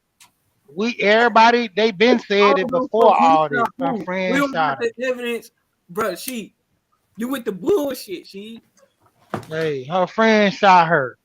That's why when they asked her about the shooting, and she pled the fifth, because just like they said, you can only plead the fifth when something that you say can incriminate you. So when they were asking about the shooting and who held the gun, she pled the fifth. And DNA proved that Tory's shit wasn't on there. Exactly. But we speculation though. We knew the case not even over yet. You're right. Speculation from Tory not having gun residue on his hand means either security guard shot Meg, the driver, her friend, or Meg shot herself. But like I said, she didn't know how to handle a gun. Because you can't wipe gunpowder off on me. You can't do that. Exactly. We don't have the whole facts. We don't have the whole. I'll go with Bronny said. I'm with Bron. Look, I'm biased to the situation until the evidence come out. The whole situation until the case is closed. You get what I'm saying? Right now, we're just talking shit, speculating. Well, the evidence said that Tory didn't have gunpowder on him unless he was wearing some Michael Jackson gloves. Tory didn't have no gunpowder on him. So who shot? If you can't shoot what, he got a magic gun? He called it on command? I think they might have been fighting over the gun, or somebody might have pulled the gun and then somebody was trying to. That's what I was thinking. Disarm that person, and then the gun went off. Meg and her friend. Yeah. And I think because I was thinking about it. Like, I was thinking about when they said, like, the text messages came out and Kelsey had texted Meg bodyguard and said, like, Tory shot Meg. Like, then you gotta think about it. If I'm arguing, like, say, like, you arguing with your friend and then somebody else get involved and they trying to wrestle the gun and the gun go off, you're not gonna want to tell the people, they're like your friends, family, and people that bodyguards and stuff that, you know, that you was tussling and had it. So once it go off, it's like, oh, it went off because it was him. Like, he was tussling with it, and it was his fault pretty much to probably put the onus on him. And I feel like that's kind of like I feel like all of them is liars. So it's trying to decipher a bunch of lies, and it's really difficult. Well, Tory the only one right now that's not looking like the lie. If you know they saying that he didn't shoot the gun, he the only one that's looking not like the lie. So I don't know, but I mean, I agree with your theory though. I think they was fighting over the gun, Meg and Kelsey, and I think, you know, that's and you know, now that Kelsey has that immunity now even if she was the one that shot the gun, which I think a lot of people believe that, like, we'll never know because, you know, she's not gonna be able to tell. So, you know, which is smart on her part for doing that. I mean, but look, for both of y'all, we just speculating the whole situation. The trials haven't even finished yet. It just started not too long. But Joey, even with speculation, there's evidence already been presented. There has you been could just go off the evidence. See, the trial's about to be over. Actually, if I'm not mistaken, I think tomorrow's the last day for the trial. If I'm not mistaken, I think tomorrow's we the had last day day of the 8. trials. We had day 8. We just speculating. Yeah. But okay. No, I'm not speculating, Joe. The trials are gonna be over after tomorrow, I think. But listen, I'm not about to point the finger right now and go say say this, say that now until everything's closed off. You feel me? Until the trial is finished. But that's what we're telling you, Joey. The evidence has already been proven who did what, it's now just for the jury to say. Yeah, it's pointing that Tory is. Yeah, the evidence is starting to point that Tory is innocent. Like, you know what I'm saying? Like, you can't argue with that. Like, man, look, even though it's not completely over yet, like, I'm gonna wait until the trial is finished. Even though he said tomorrow's the last day, I'm gonna wait till that shit finish. Magic bullet. Magic bullet. You know what? JFK. Well, I mean, that's cool, Joey. Fuck it. Yeah, it's a magic bullet. Yeah, you're right, shit. Hey, I'm telling you. Yo, you should have that pointer. You should have a pointer and like point it at his chest and say the bullet went through here and came out there on the lower back. You have 2 pointers and literally we get everything. We can be able to go not guilty and we can be able to go get some lunch. Because even with that, when she was walking, that's when everybody knew she didn't get shot in the foot. When she was twerking. Oh yeah, that too. I'm like, come on now. She was on Instagram twerking. She was busting it down. I was like, damn. Her foot. They was like, she got some hoofs. She a real stallion. She got hoofs. She twerking and stuff and got shot in the foot. But dog, I'm really scared for Tory's career, man. Because even if he's found not guilty, public opinion dominates a lot of these celebrities' careers. Where if homie only sells 10,000 copies, I'm gonna be like, damn, Tory, they did y'all foul. You did foul. Because remember, Jay-Z don't care if Megan is right or not. He crushes careers, baby. Like he crushed at least 4 careers, from Young Chris to Carrie Hilson to Melanie Fiona. So yeah. Things are different now, though. So let's be honest, though. Who listens to Tory, though, besides a couple songs y'all listen to? Let's be honest here. Who the fuck listens to Tory? A lot of people. A lot of people. He's radio famous. A lot of people. Radio famous. A couple songs. Hey, a lot of people. Hey, Joe, I'm gonna keep it real. I don't listen to Tory, but I don't listen to Tory, but it's a lot of niggas that listen to Tory and women too. So I don't know, bro. You might be, getting beside yourself on that one. It's a lot of people because they be all over the place, like on radio and stuff. So, all right. So and Tory even presented that. I'm not a fan of Tory, but I'm just letting you know, he get played a lot, bro. Tory said he keep his name buzzing by doing a lot of promo for himself. Yeah, on his Instagram, his Twitter, his TikTok.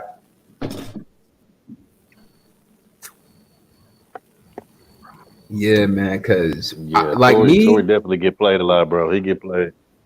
Yeah, I mean, he do. That's why I said besides his hits. That's why I said besides his hits. What songs y'all listen to besides his hits? I listen to a couple of his hits. That's why I'm asking y'all. That's kind of like everybody, because I don't listen to Drake outside of his hits either. You gotta be a man. I mean, yeah, pretty much.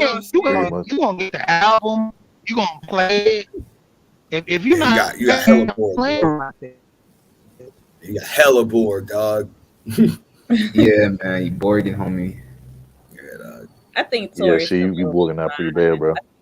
Tory will be able to bounce back. Meg career won't be able driving to and working, man.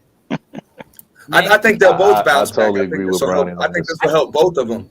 I believe all publicity is good publicity when you're in that industry. I think she's gonna lose male and female support, and I think that's gonna impact her career more than anything. Because these female rappers, like they might have a lot of followers and stuff like that, but they don't be selling how the men be selling. The only woman that's selling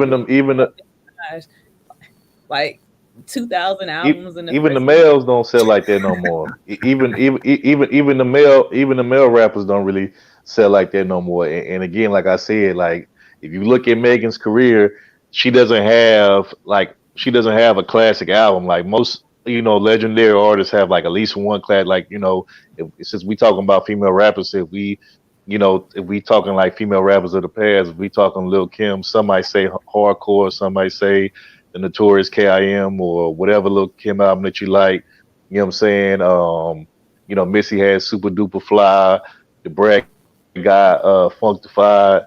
You know what I'm saying? So like I could go down the list and just name you like classic female rap albums and stuff like that, but you know, you can't do that when you're talking Meg. You know what I'm saying? So it's like, you know. So what? I feel like she don't have a catalog. She like that's the thing. As an artist, you could always tour and you know off of singles, but like what's gonna make you last the test of time is if you have a catalog. If you have like a solid catalog where people can go back and like be like, oh, I remember this album or I remember this mixtape. But if you don't have that, all you just got is a bunch of singles.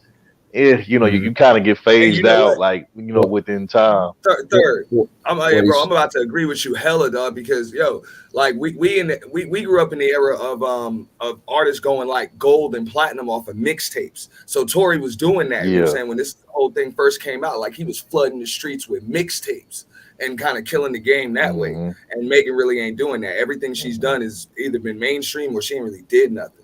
So I guess y'all got a good point. Bald-headed Tory, to be honest. I miss bald-headed Tory. Tory with the hair then got too arrogant for me, dog. I mean, that's how I first really heard about Tory, really, and started listening to him was after this popped off, and I heard the mixtapes he was dropping. I was like, yo, he's coming with the heat.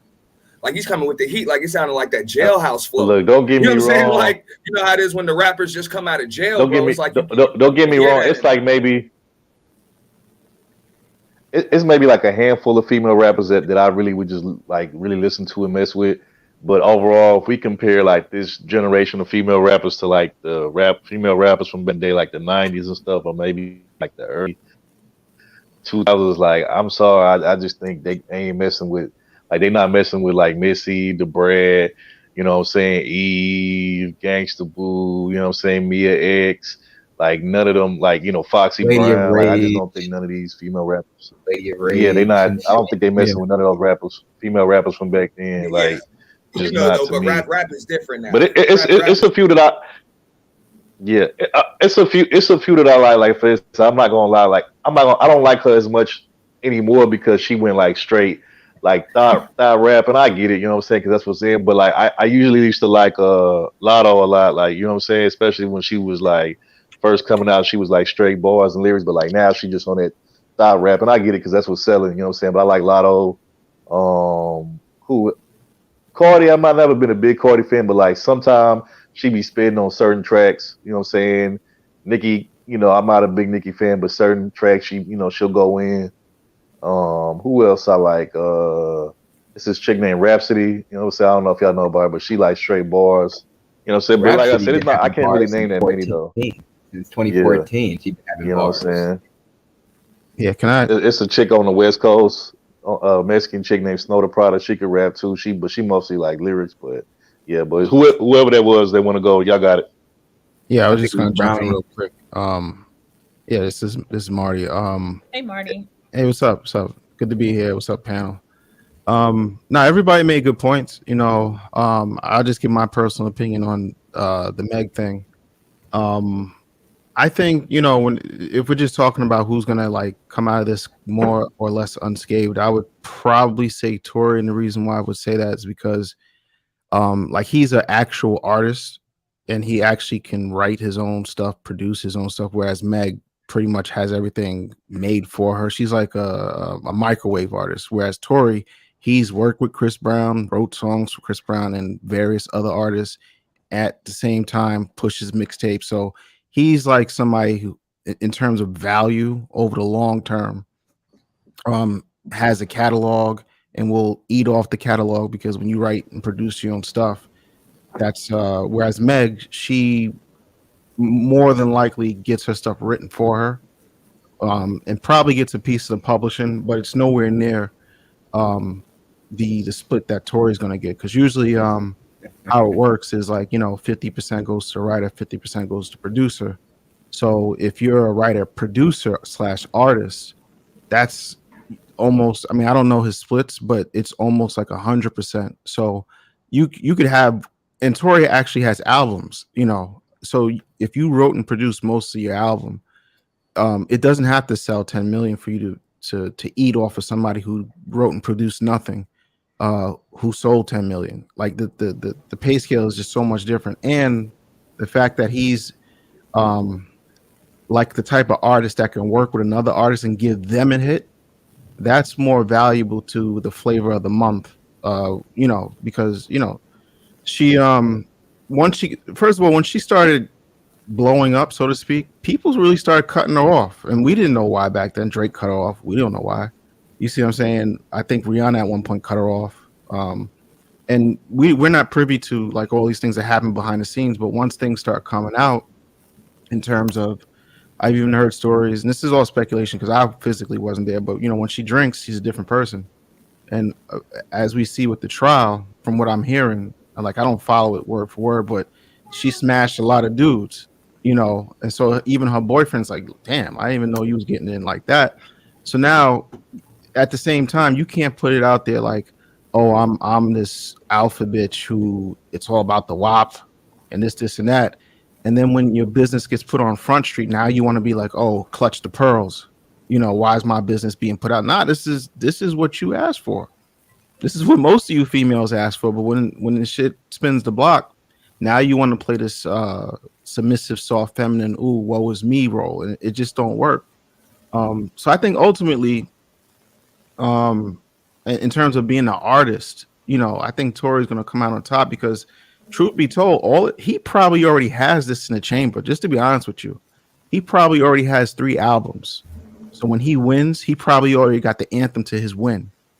You know what I'm saying? So all it's going to take is for him to drop consistently for 8 months straight, about 3-4 singles. Oh, he's back on. You know what I'm saying? He could do that creatively. He can get in that space. Like I said, he probably already got the records, because that's the type of artist he is. He works. Whereas Megan Thee Stallion, as we've all said, she only has a couple of singles here, but most of the singles is records with other people. It's not like the focus is on her. And didn't Tory create an NFT? Didn't Tory create an NFT that sold for a couple of M's? Yeah, I don't doubt it. And then Tory had the IG radio station. I wish he would have kept that going. But when COVID was popping, Tory had the whole US on lock. Before Versus, that was what was it called? Something radio. I forgot what it was called, but Demon Time Radio. Yeah, he should have kept that going because he could have spun that into another Versus and sold that for big money. But I don't know why he stopped doing it.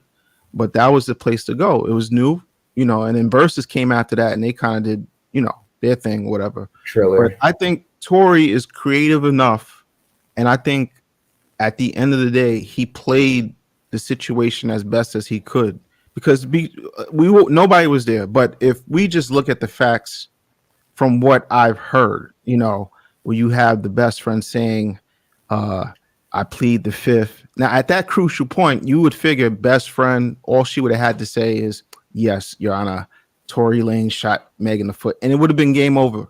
But the fact that she pled the fifth in that crucial moment, I mean, it doesn't take a rocket science to, and like I said, once people see that, they're going to be like, all right, I ain't, unless she drops back to back hits, nobody's going to, because why? Because it's always going to be the next microwave chick. It's like, all right, we're going to take a loss on that, just like WB took a loss on a lot of this shit. And you can write that off, like on Batwoman. They took a loss on a $100 million movie.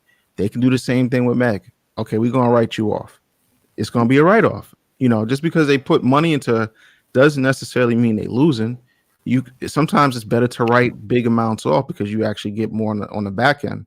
And she's not really, if all her companies start to drop her, like they was doing to Kyrie and all these other people, what worth is she going to be to the industry? She can't write. She's a microwave artist. And to be quite honest with you, she doesn't have a good rep in the industry because a lot of people who come in contact with her don't really have favorable things to say. And then when it comes out, you sleeping with everybody's dude behind their back. I mean, you don't really have too much to redeem yourself because once the dudes don't like you and then other chicks don't like you, I mean, you're not really that talented. Who's going to really, and people like Tory. Women like Tory, dudes like Tory, street dudes like R&B, Chris Brown. Like, it only takes 3 or 4 hits for him to be back. And maybe people are waiting to see the outcome of this, trial to say, okay, I might have not did this record with Tory while all this shit was going down, but if he wins, oh, it's go time. Like, we don't know. I'm just saying, like, he's more talented as an artist and more valuable than she will ever be. You know what I'm saying? And then you had that thing with the 1501, was it 1501? I mean, I don't know the ins and out of that, but from what I understand is that she had a cool contract with them, right? But she was capable. Yeah, she was disloyal, not understanding that.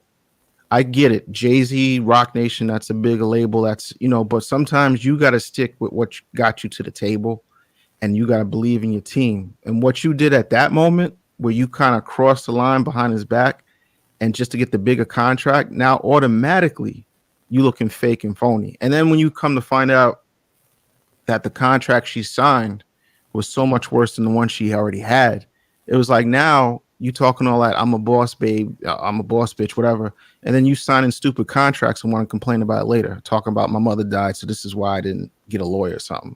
It's like, y'all can't. I kind of feel like what you're saying right now, I agree. I kind of feel like this is her karma for all of that, especially what she did to Carl, because first of all, Meg's from my city. She's from Houston, right?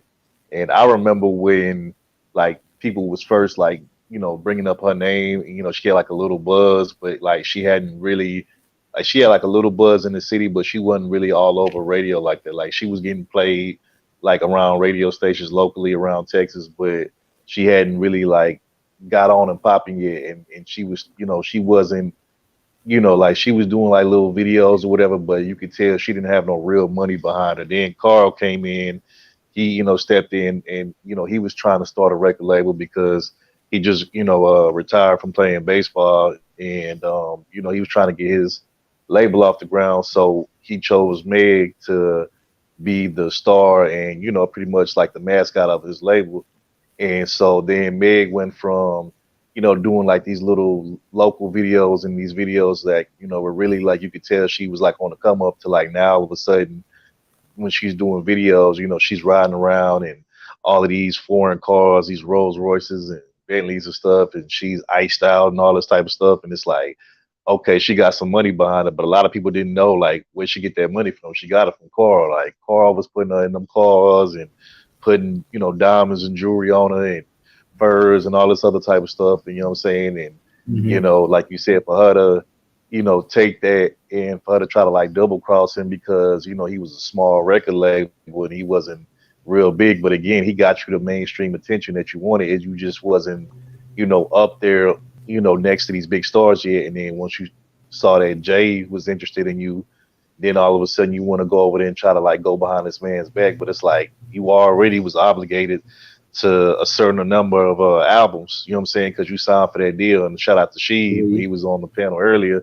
It's kind of reminiscent of the whole Future Rocco situation. You know, Rocco is a local ATL artist, but every now and then he does drop like a few anthems or whatever. But you know, he owns his own record label, and he, you know, discovered Future, signed him to his small record label, and then Future went and signed another deal with I forgot if it was I forgot, it was one of those record labels on no, I don't know if it was Atlantic or E1. It was one of those, you know what I'm saying? And you know, he tried to like just, you know, not pay Rocco no money, but Rocco like, nigga, I signed you for like 4 or 5 albums, nigga. You owe me like 3 or 4 more albums. Like, you're not gonna just, you know, cut me out of my money. And so they had to, you know, Rocco and his lawyers, and they had to work out an agreement with the other label, you know what I'm saying? So now every time Future drops an album, you know, money's getting kicked back to Rocco because it's like, nigga, you was my artist first. I had you signed first, so you're not finna just walk away and not, you know, give me what you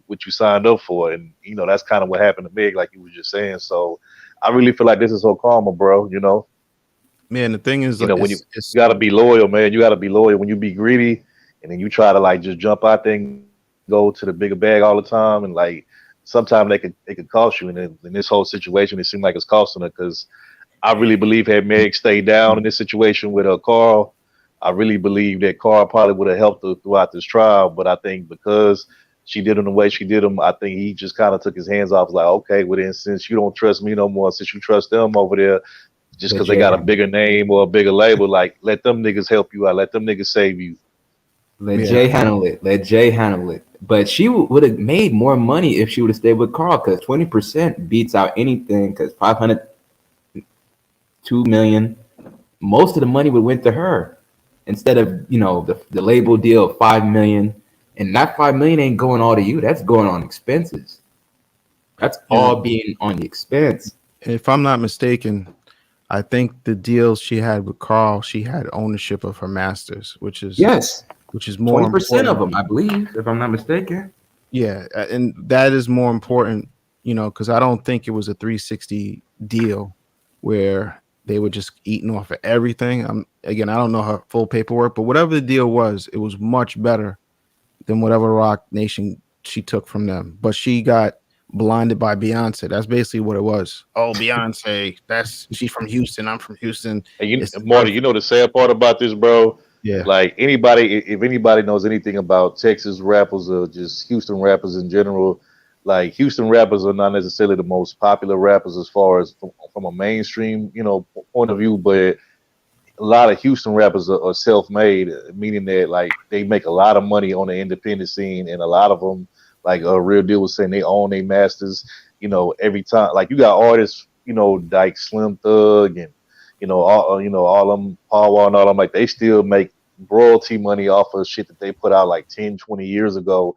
And if you go look at it, they IG and shit, like they may not have sold a lot of records as far as like on a mainstream scale, but again, if you're an independent artist and you sell like 100,000 copies and you charging $10, $20 per copy of CD, like you add that up, that's money. And that's really like the Texas independent grind. And I think with Meg, I don't think she like, but the thing about the independent grind is what they don't tell you is you gotta invest money into yourself. So when you're shooting videos out of money out of your own pocket. When you going on press runs and radio station runs, like that's money that you have to pay these radio stations and all of that stuff, and whoever else, these DJs at these clubs, you got to pay them out of pocket to get your shit popping or to play your shit. And I think a lot of artists ain't built like that. Like if you were an artist that love to grind and you love, like basically like grinding and scratching for yourself, then yeah, you're gonna be successful. But if you one of those artists you just want to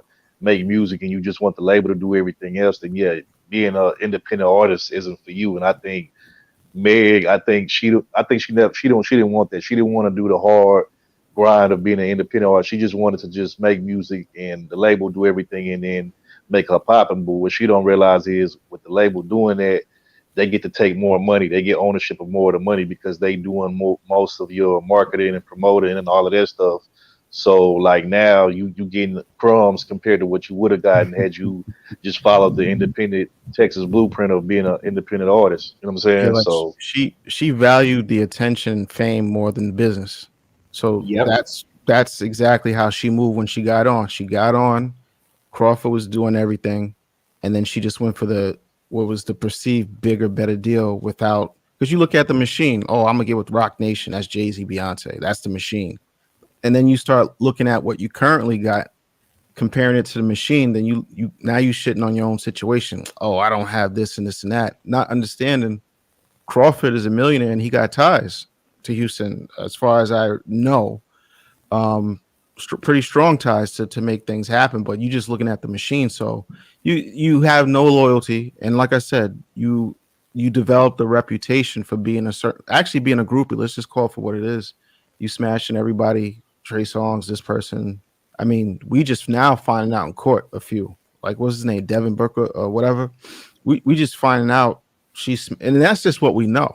These little parties that these celebrities go to, a lot of stuff goes down in the honestly, bro, I don't really care who she's sleeping with. My thing is more like, again, whoever was doing good business with you in the beginning, just stay loyal to them and don't cross them. And look, all you had to do was finish out your little deal that you had with Carl Crawford, do whatever deal you had, whether it's for 3 albums, 4 albums, 5, whatever deal you had with that man, when you signed a dotted line on that piece of paper, fulfill your obligations to that man, to that deal that you signed.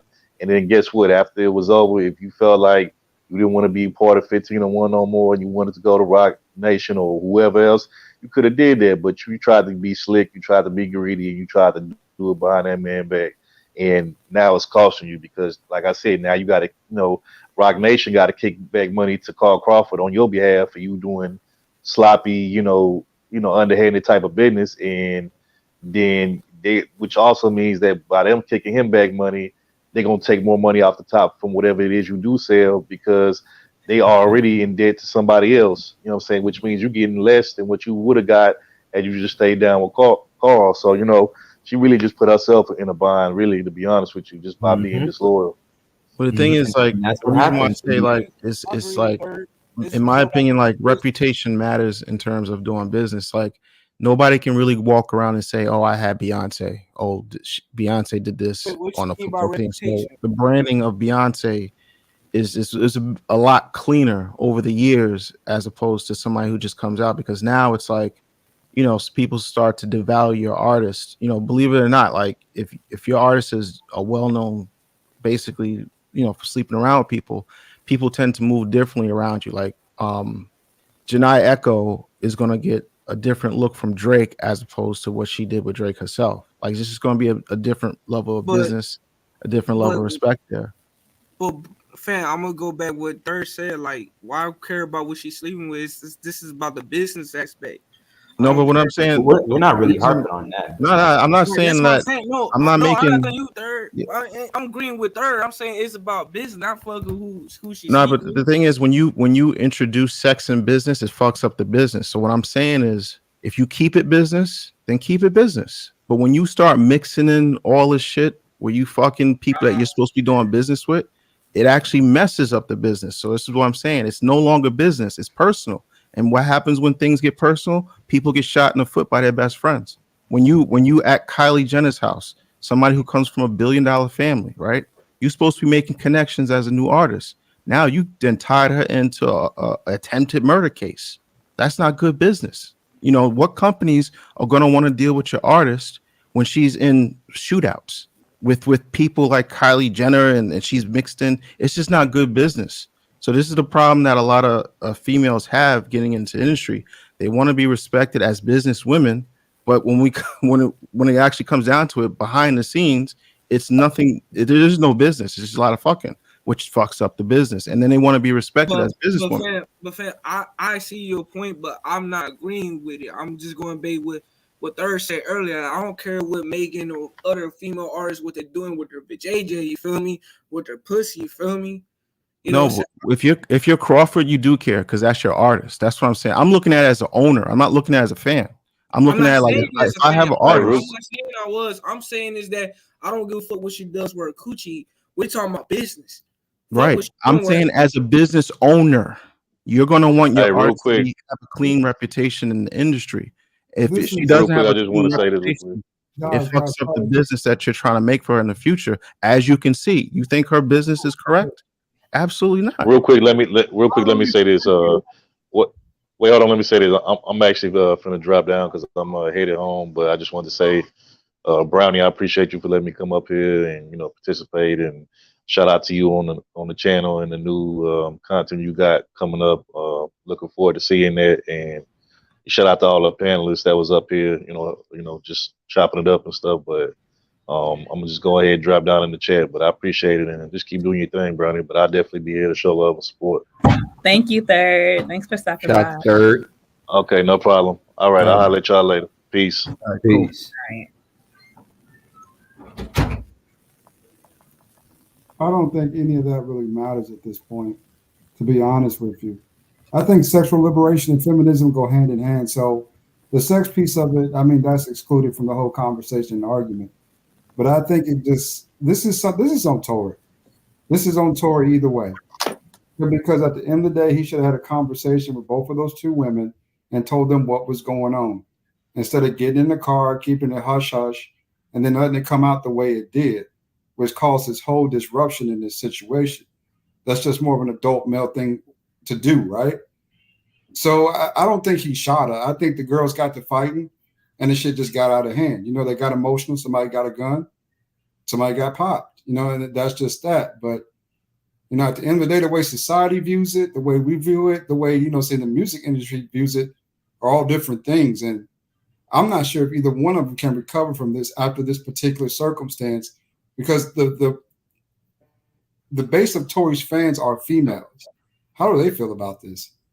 You know, Megan, even if she lied and did all this other stuff, you know, women are going to support women no matter what happens in circumstances. That's been proven. So I'm just not sure how either one of them really recover from this whole circumstance behind something as petty and messy as, you know, somebody fucking somebody else, right? That's just a real simple point of it. Yeah, man. I'm gonna have to agree with Hatch on that one. Why are we worried about what she doing with her coochie? I'm talking about the business aspect, like what Third said earlier. Like, I don't care about this bitch fucking. You know what I'm saying? Who she fuck? You get what I'm saying? Just like I don't care what women do with their body. It's perception. It's the perception. It's perception. But why the fuck you worried about the perception? Hey, calm down, brother. Calm down. We all having this conversation. Because we're business people. No, I'm passionate. I'm calm. I'm passionate. I'm not angry. I'm just a passionate. Well, let me answer that question. The perception, I'm looking at it like an owner. This is the difference, because the thing is, if I'm just a fan or I'm an equal, it's different. If I invest millions of dollars in a person, right, I'm going to protect my investment. What does that mean? It's like if you release a product, you want good reviews, right? You want everybody that touches that product to say, man, I stand behind this. But guess what? If you have a product that's out there doing their own thing, not following the plan that you set forth, and they're all over the place, smashing this dude, now you develop a reputation, which fucks up the business, which fucks up my investment. So what I'm saying is, like the other guy said, as a business owner, if you own a business, perception is everything. If you have a shitty perception with your business, nobody's going to buy your product. And what do we see right now? Nobody's buying her product. Name one album that she released that went platinum. Name an album that she released in general. Nobody's looking for it. Why? Because there's a lot of stuff that happens not in front of the camera, behind the scenes, affects the business.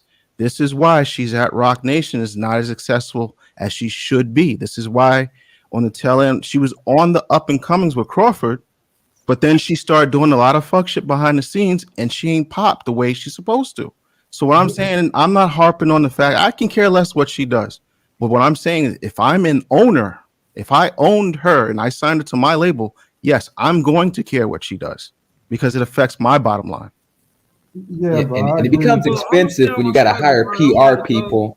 It's expensive when you got to hire PR people to cover up the dirt, because, you know, there's a lot of dirt that's in the industry, but they got PR people covering it up, making it look like just make it look like an incredible story, you know, just jibber jabber or just more celebrity gossip. It's too messy. Once it's spilled over into the public eye, you can't clean this up. That's a done deal. Everybody already knows. This is actually being tried in the court of law, so everybody already knows it's real, right? What happened was real.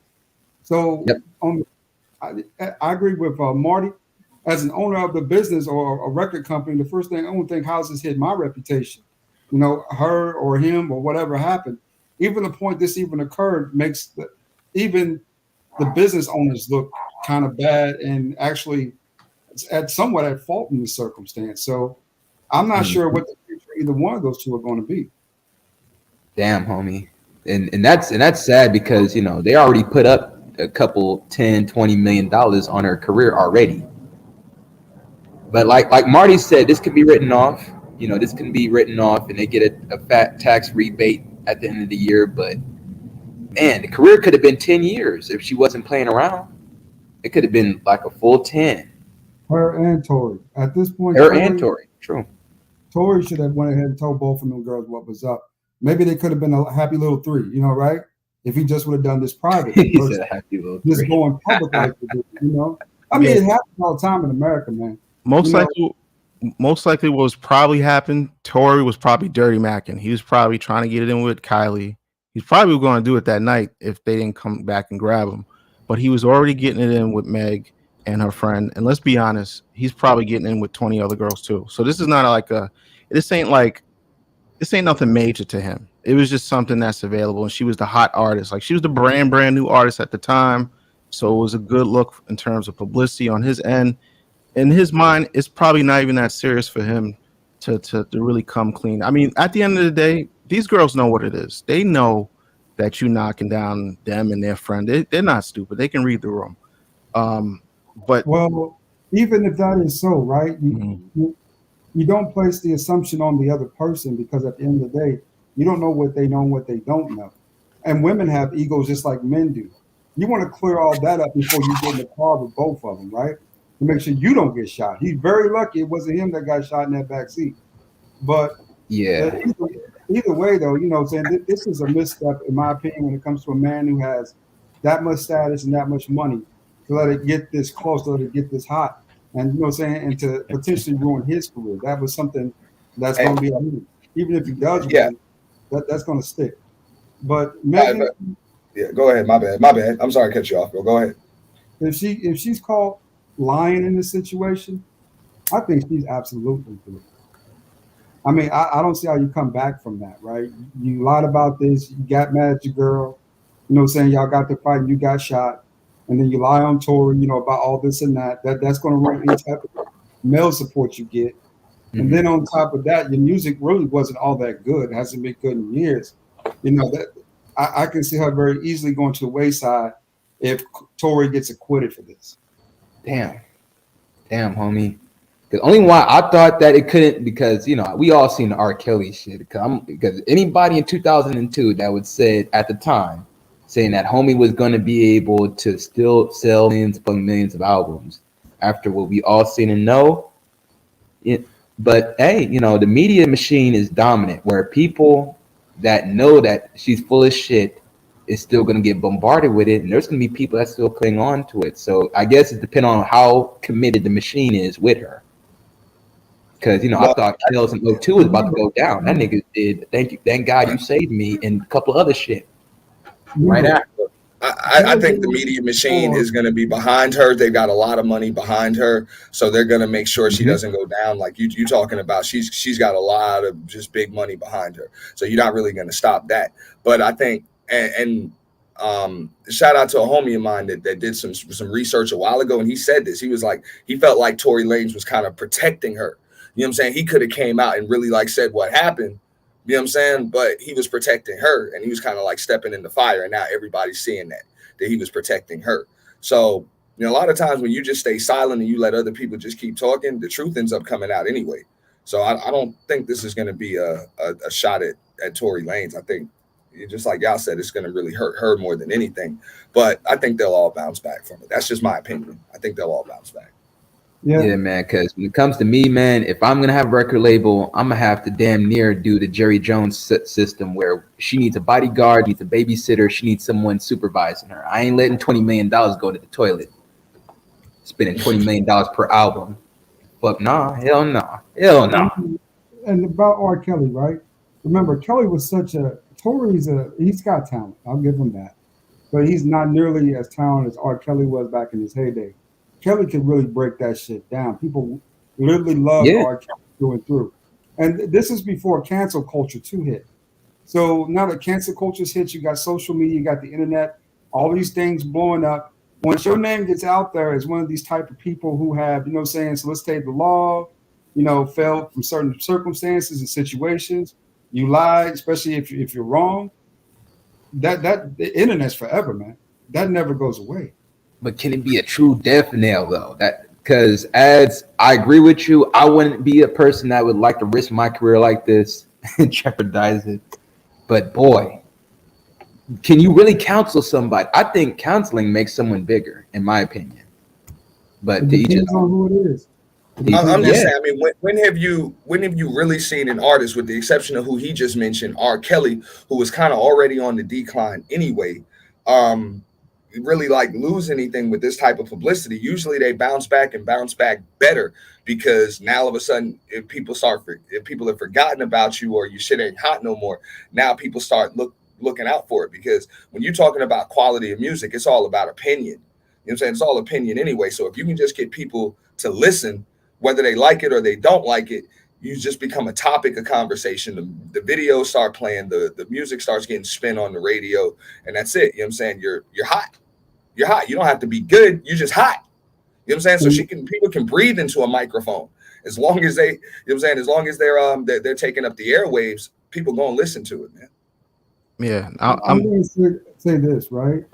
In the age of Me Too, feminism, and cancel culture as a man, when you make these type of missteps, they don't have to play your stuff. Remember, black men are in the media all the time. You see one side of the story, right? Well, we're the aggressor, we're the offender. No one ever listens to that other side of the story. No one listens to the other side of Cosby's story. No one damn near listens to the other side of R. Kelly's story because it wasn't published. They were doing their private publishings, but they never went public because the media made sure they canceled that. That's a very dangerous thing in this day and age, man, being a black man making these type of mistakes. Yeah, man, I can't disagree, man. I can't be fucking up like this and expect somebody to give me a second, third, fourth chance. But Brownie, I appreciate you for allowing me up on the panel. I got to start making dinner. Thank you for stopping by. Real deal. Yeah, Brownie, I'm a cut out. I'll just say on the way out, I think Tory already got a few albums because he's been working for years in the studio. I think like 2 years ago, he said he had like an 80s album, a love album, and some type of future tech album. And he's constantly working. So I'm willing to bet the day or week that this trial is over, and let's just say he does win, and everything's good. Oh, he's releasing something, and people gonna want to hear it because it's a hot topic. And if it's hot, a couple more singles after that, he's back on, because everybody's gonna want to get on that train, So, and again, if she wins, I mean, I guess it's business as usual. She's not hot like that. So, what records are we looking forward to hearing? Like, you know what I'm saying? Like, at least with Tory, the dudes rock with him, and the females. With the females, with Megan, a lot of females don't even like her. You know what I'm saying? A lot of dudes don't like her. So it's like, it's only but so long you can play that victim, protect me role. You know what I'm saying? When you find out to be a liar, people not really gonna rock with you like that. Not to the degree. This is what I'm talking about right here. In the industry that they're in, there are so many different places that she can go that he can't necessarily go. Like when the music ain't really working no more, which, let's keep it real, how talented is this woman really? We know she's not really there. So then comes the talk shows, then comes the movies, you know what I'm saying? The cameos, all of that other shit, you know what I'm saying? Now your likeness, your name is what's going to sell. Well, put it like this, like she... I'm just saying that's what you're gonna see. She's gonna start coming in movies. She's gonna get her own show. But let's go with that. Let's go with that. She did She-Hulk, and that was a fart in the wind. It was like a joke, and that's what it's gonna be, because the thing is, she's not a talented person. So yes, you could put her in a movie, but nobody's gonna care. You could put her in a Revlon commercial.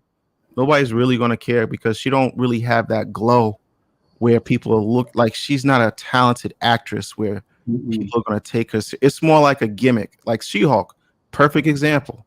Marvel. Like Tiffany Haddish is a really talented actress, right? All they got to do is flood the streets with you. Mass market, baby. That's what I'm saying. They just flood with you, bro. You don't have to be talented to get hot. But I don't think anybody takes Tiffany Haddish seriously, like a comedian or actress. She got rich off of not being taken seriously. No, but this is what I'm saying. You can only fool people for so long. If we're just trying to pull the wool over people's eyes temporarily, then cool, no argument. That's what the media machine is there for. What I'm talking about is real talent. She don't have it. So yeah, you could do the gimmicky thing, throw her in She-Hulk. Nobody cared about that. Put her in a comedy. Tyler Perry movie, I guess what? Nobody's going to care about that. And you could do that for 3-4 years. But at the end of the day, it's not going to go nowhere. That's all I'm saying. It'll go just far enough to get somebody rich, and then they're out. Yeah. Let me sit down for the time. It's good being up here. I'll see you guys later. I appreciate it. Have a blessed one, big dog. All right, man. I get what the brother's saying, though. It's like you're not going to have much of a legacy. You're not going to win Oscars. You're not going to get all of the respect and all of that other stuff. But if you're just in here to get a little fame, notoriety, keep your name in the public press, and make some money, which is what most of these people are there for anyway, they'll accomplish that mission, and they'll do it easily. Brownie only speaks. What's going on? Hey, I'm going to drop too, Brownie. Have a good one, guys. How you doing? We're doing good. Life is good. Yeah, man. I was listening to them, man. But the crazy thing about it, the selective outrage is, when it comes to like the trial's not even over, you know, people already have their opinions about what happened, whether she got shot in 2 feet, 1 foot, and then a week or two later she's dancing on stage like nothing happened. Like, it's too much stuff to be putting your emotions in something and thinking you know what really happened. That's the dangers of public opinion. And only that, people boycotting your music, you know what I'm saying, without even knowing what's going on.